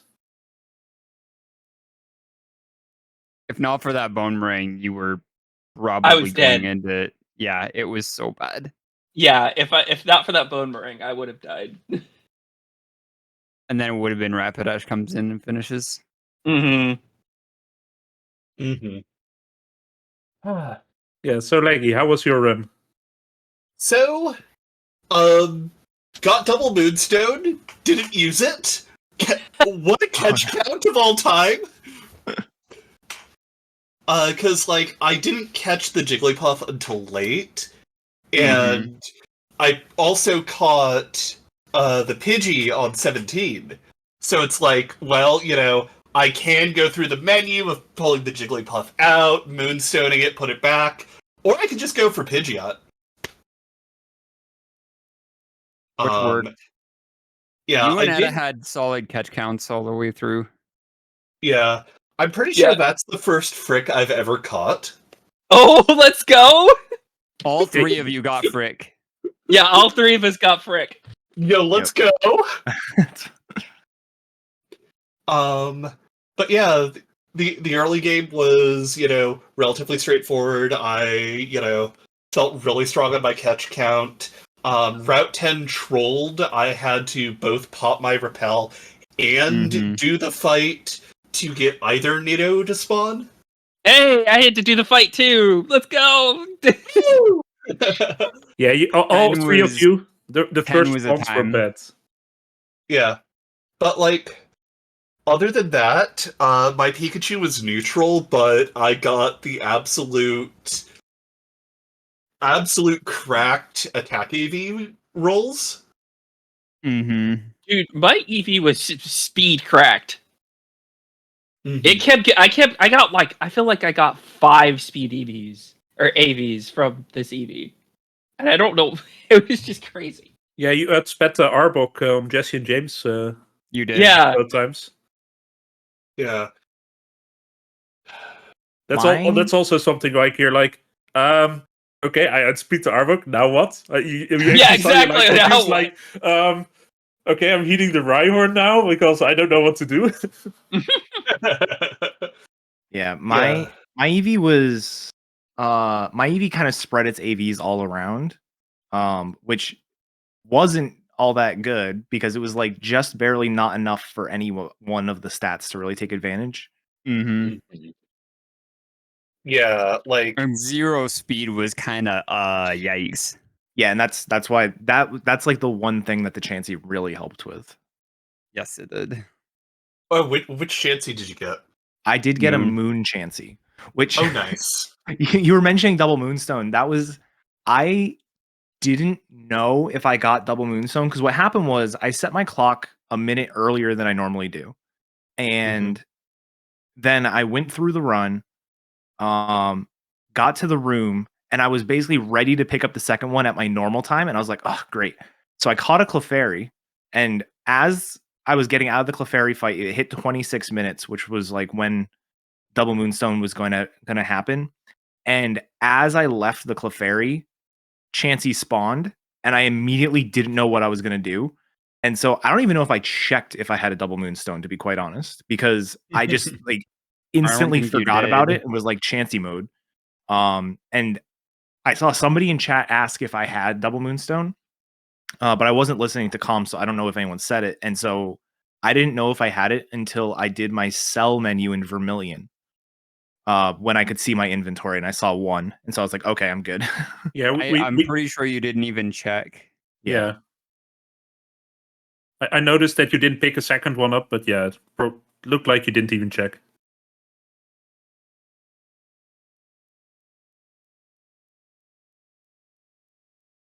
Which, I mean, it worked out perfectly fine for you anyway. Like, your catch count was ridiculous.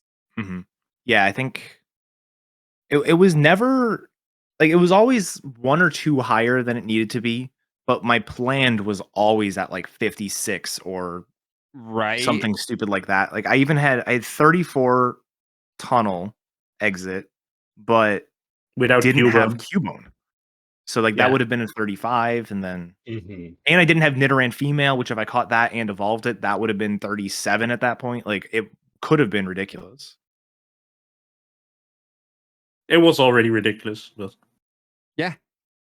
As soon as the Psyduck spawned, it's like, well, that's the last catch I needed. Yep. Yeah, and Like, I opted to literally go just up need for that the instead of verb. You just needed the one thing, and that was it. And then Staryu. It's like not needing anything other than Staryu on 21 is ridiculously nice. yeah, and usually when you're in that position, your Doduo doesn't evolve in time for blue, but I ended up Mhm. the almost the sole reason I grabbed that Psyduck was because it was glowing, and I was like, a glowing Psyduck will get me Dodrio in time. As opposed to just like the random Staryu catch plus Yeah. coughing yeah, or something. and you That's why rep if I'm in that position and I know, like, going into 17, like, okay, I have a very real chance I'm going to be in this position, I get Doduo first. Mhm. if possible. But then you also rapidash the Tet fight. Was that like on accident, or was it also just to get experience on that duo? That was to get the experience on the Doduo. I didn't want it to go down. Yep.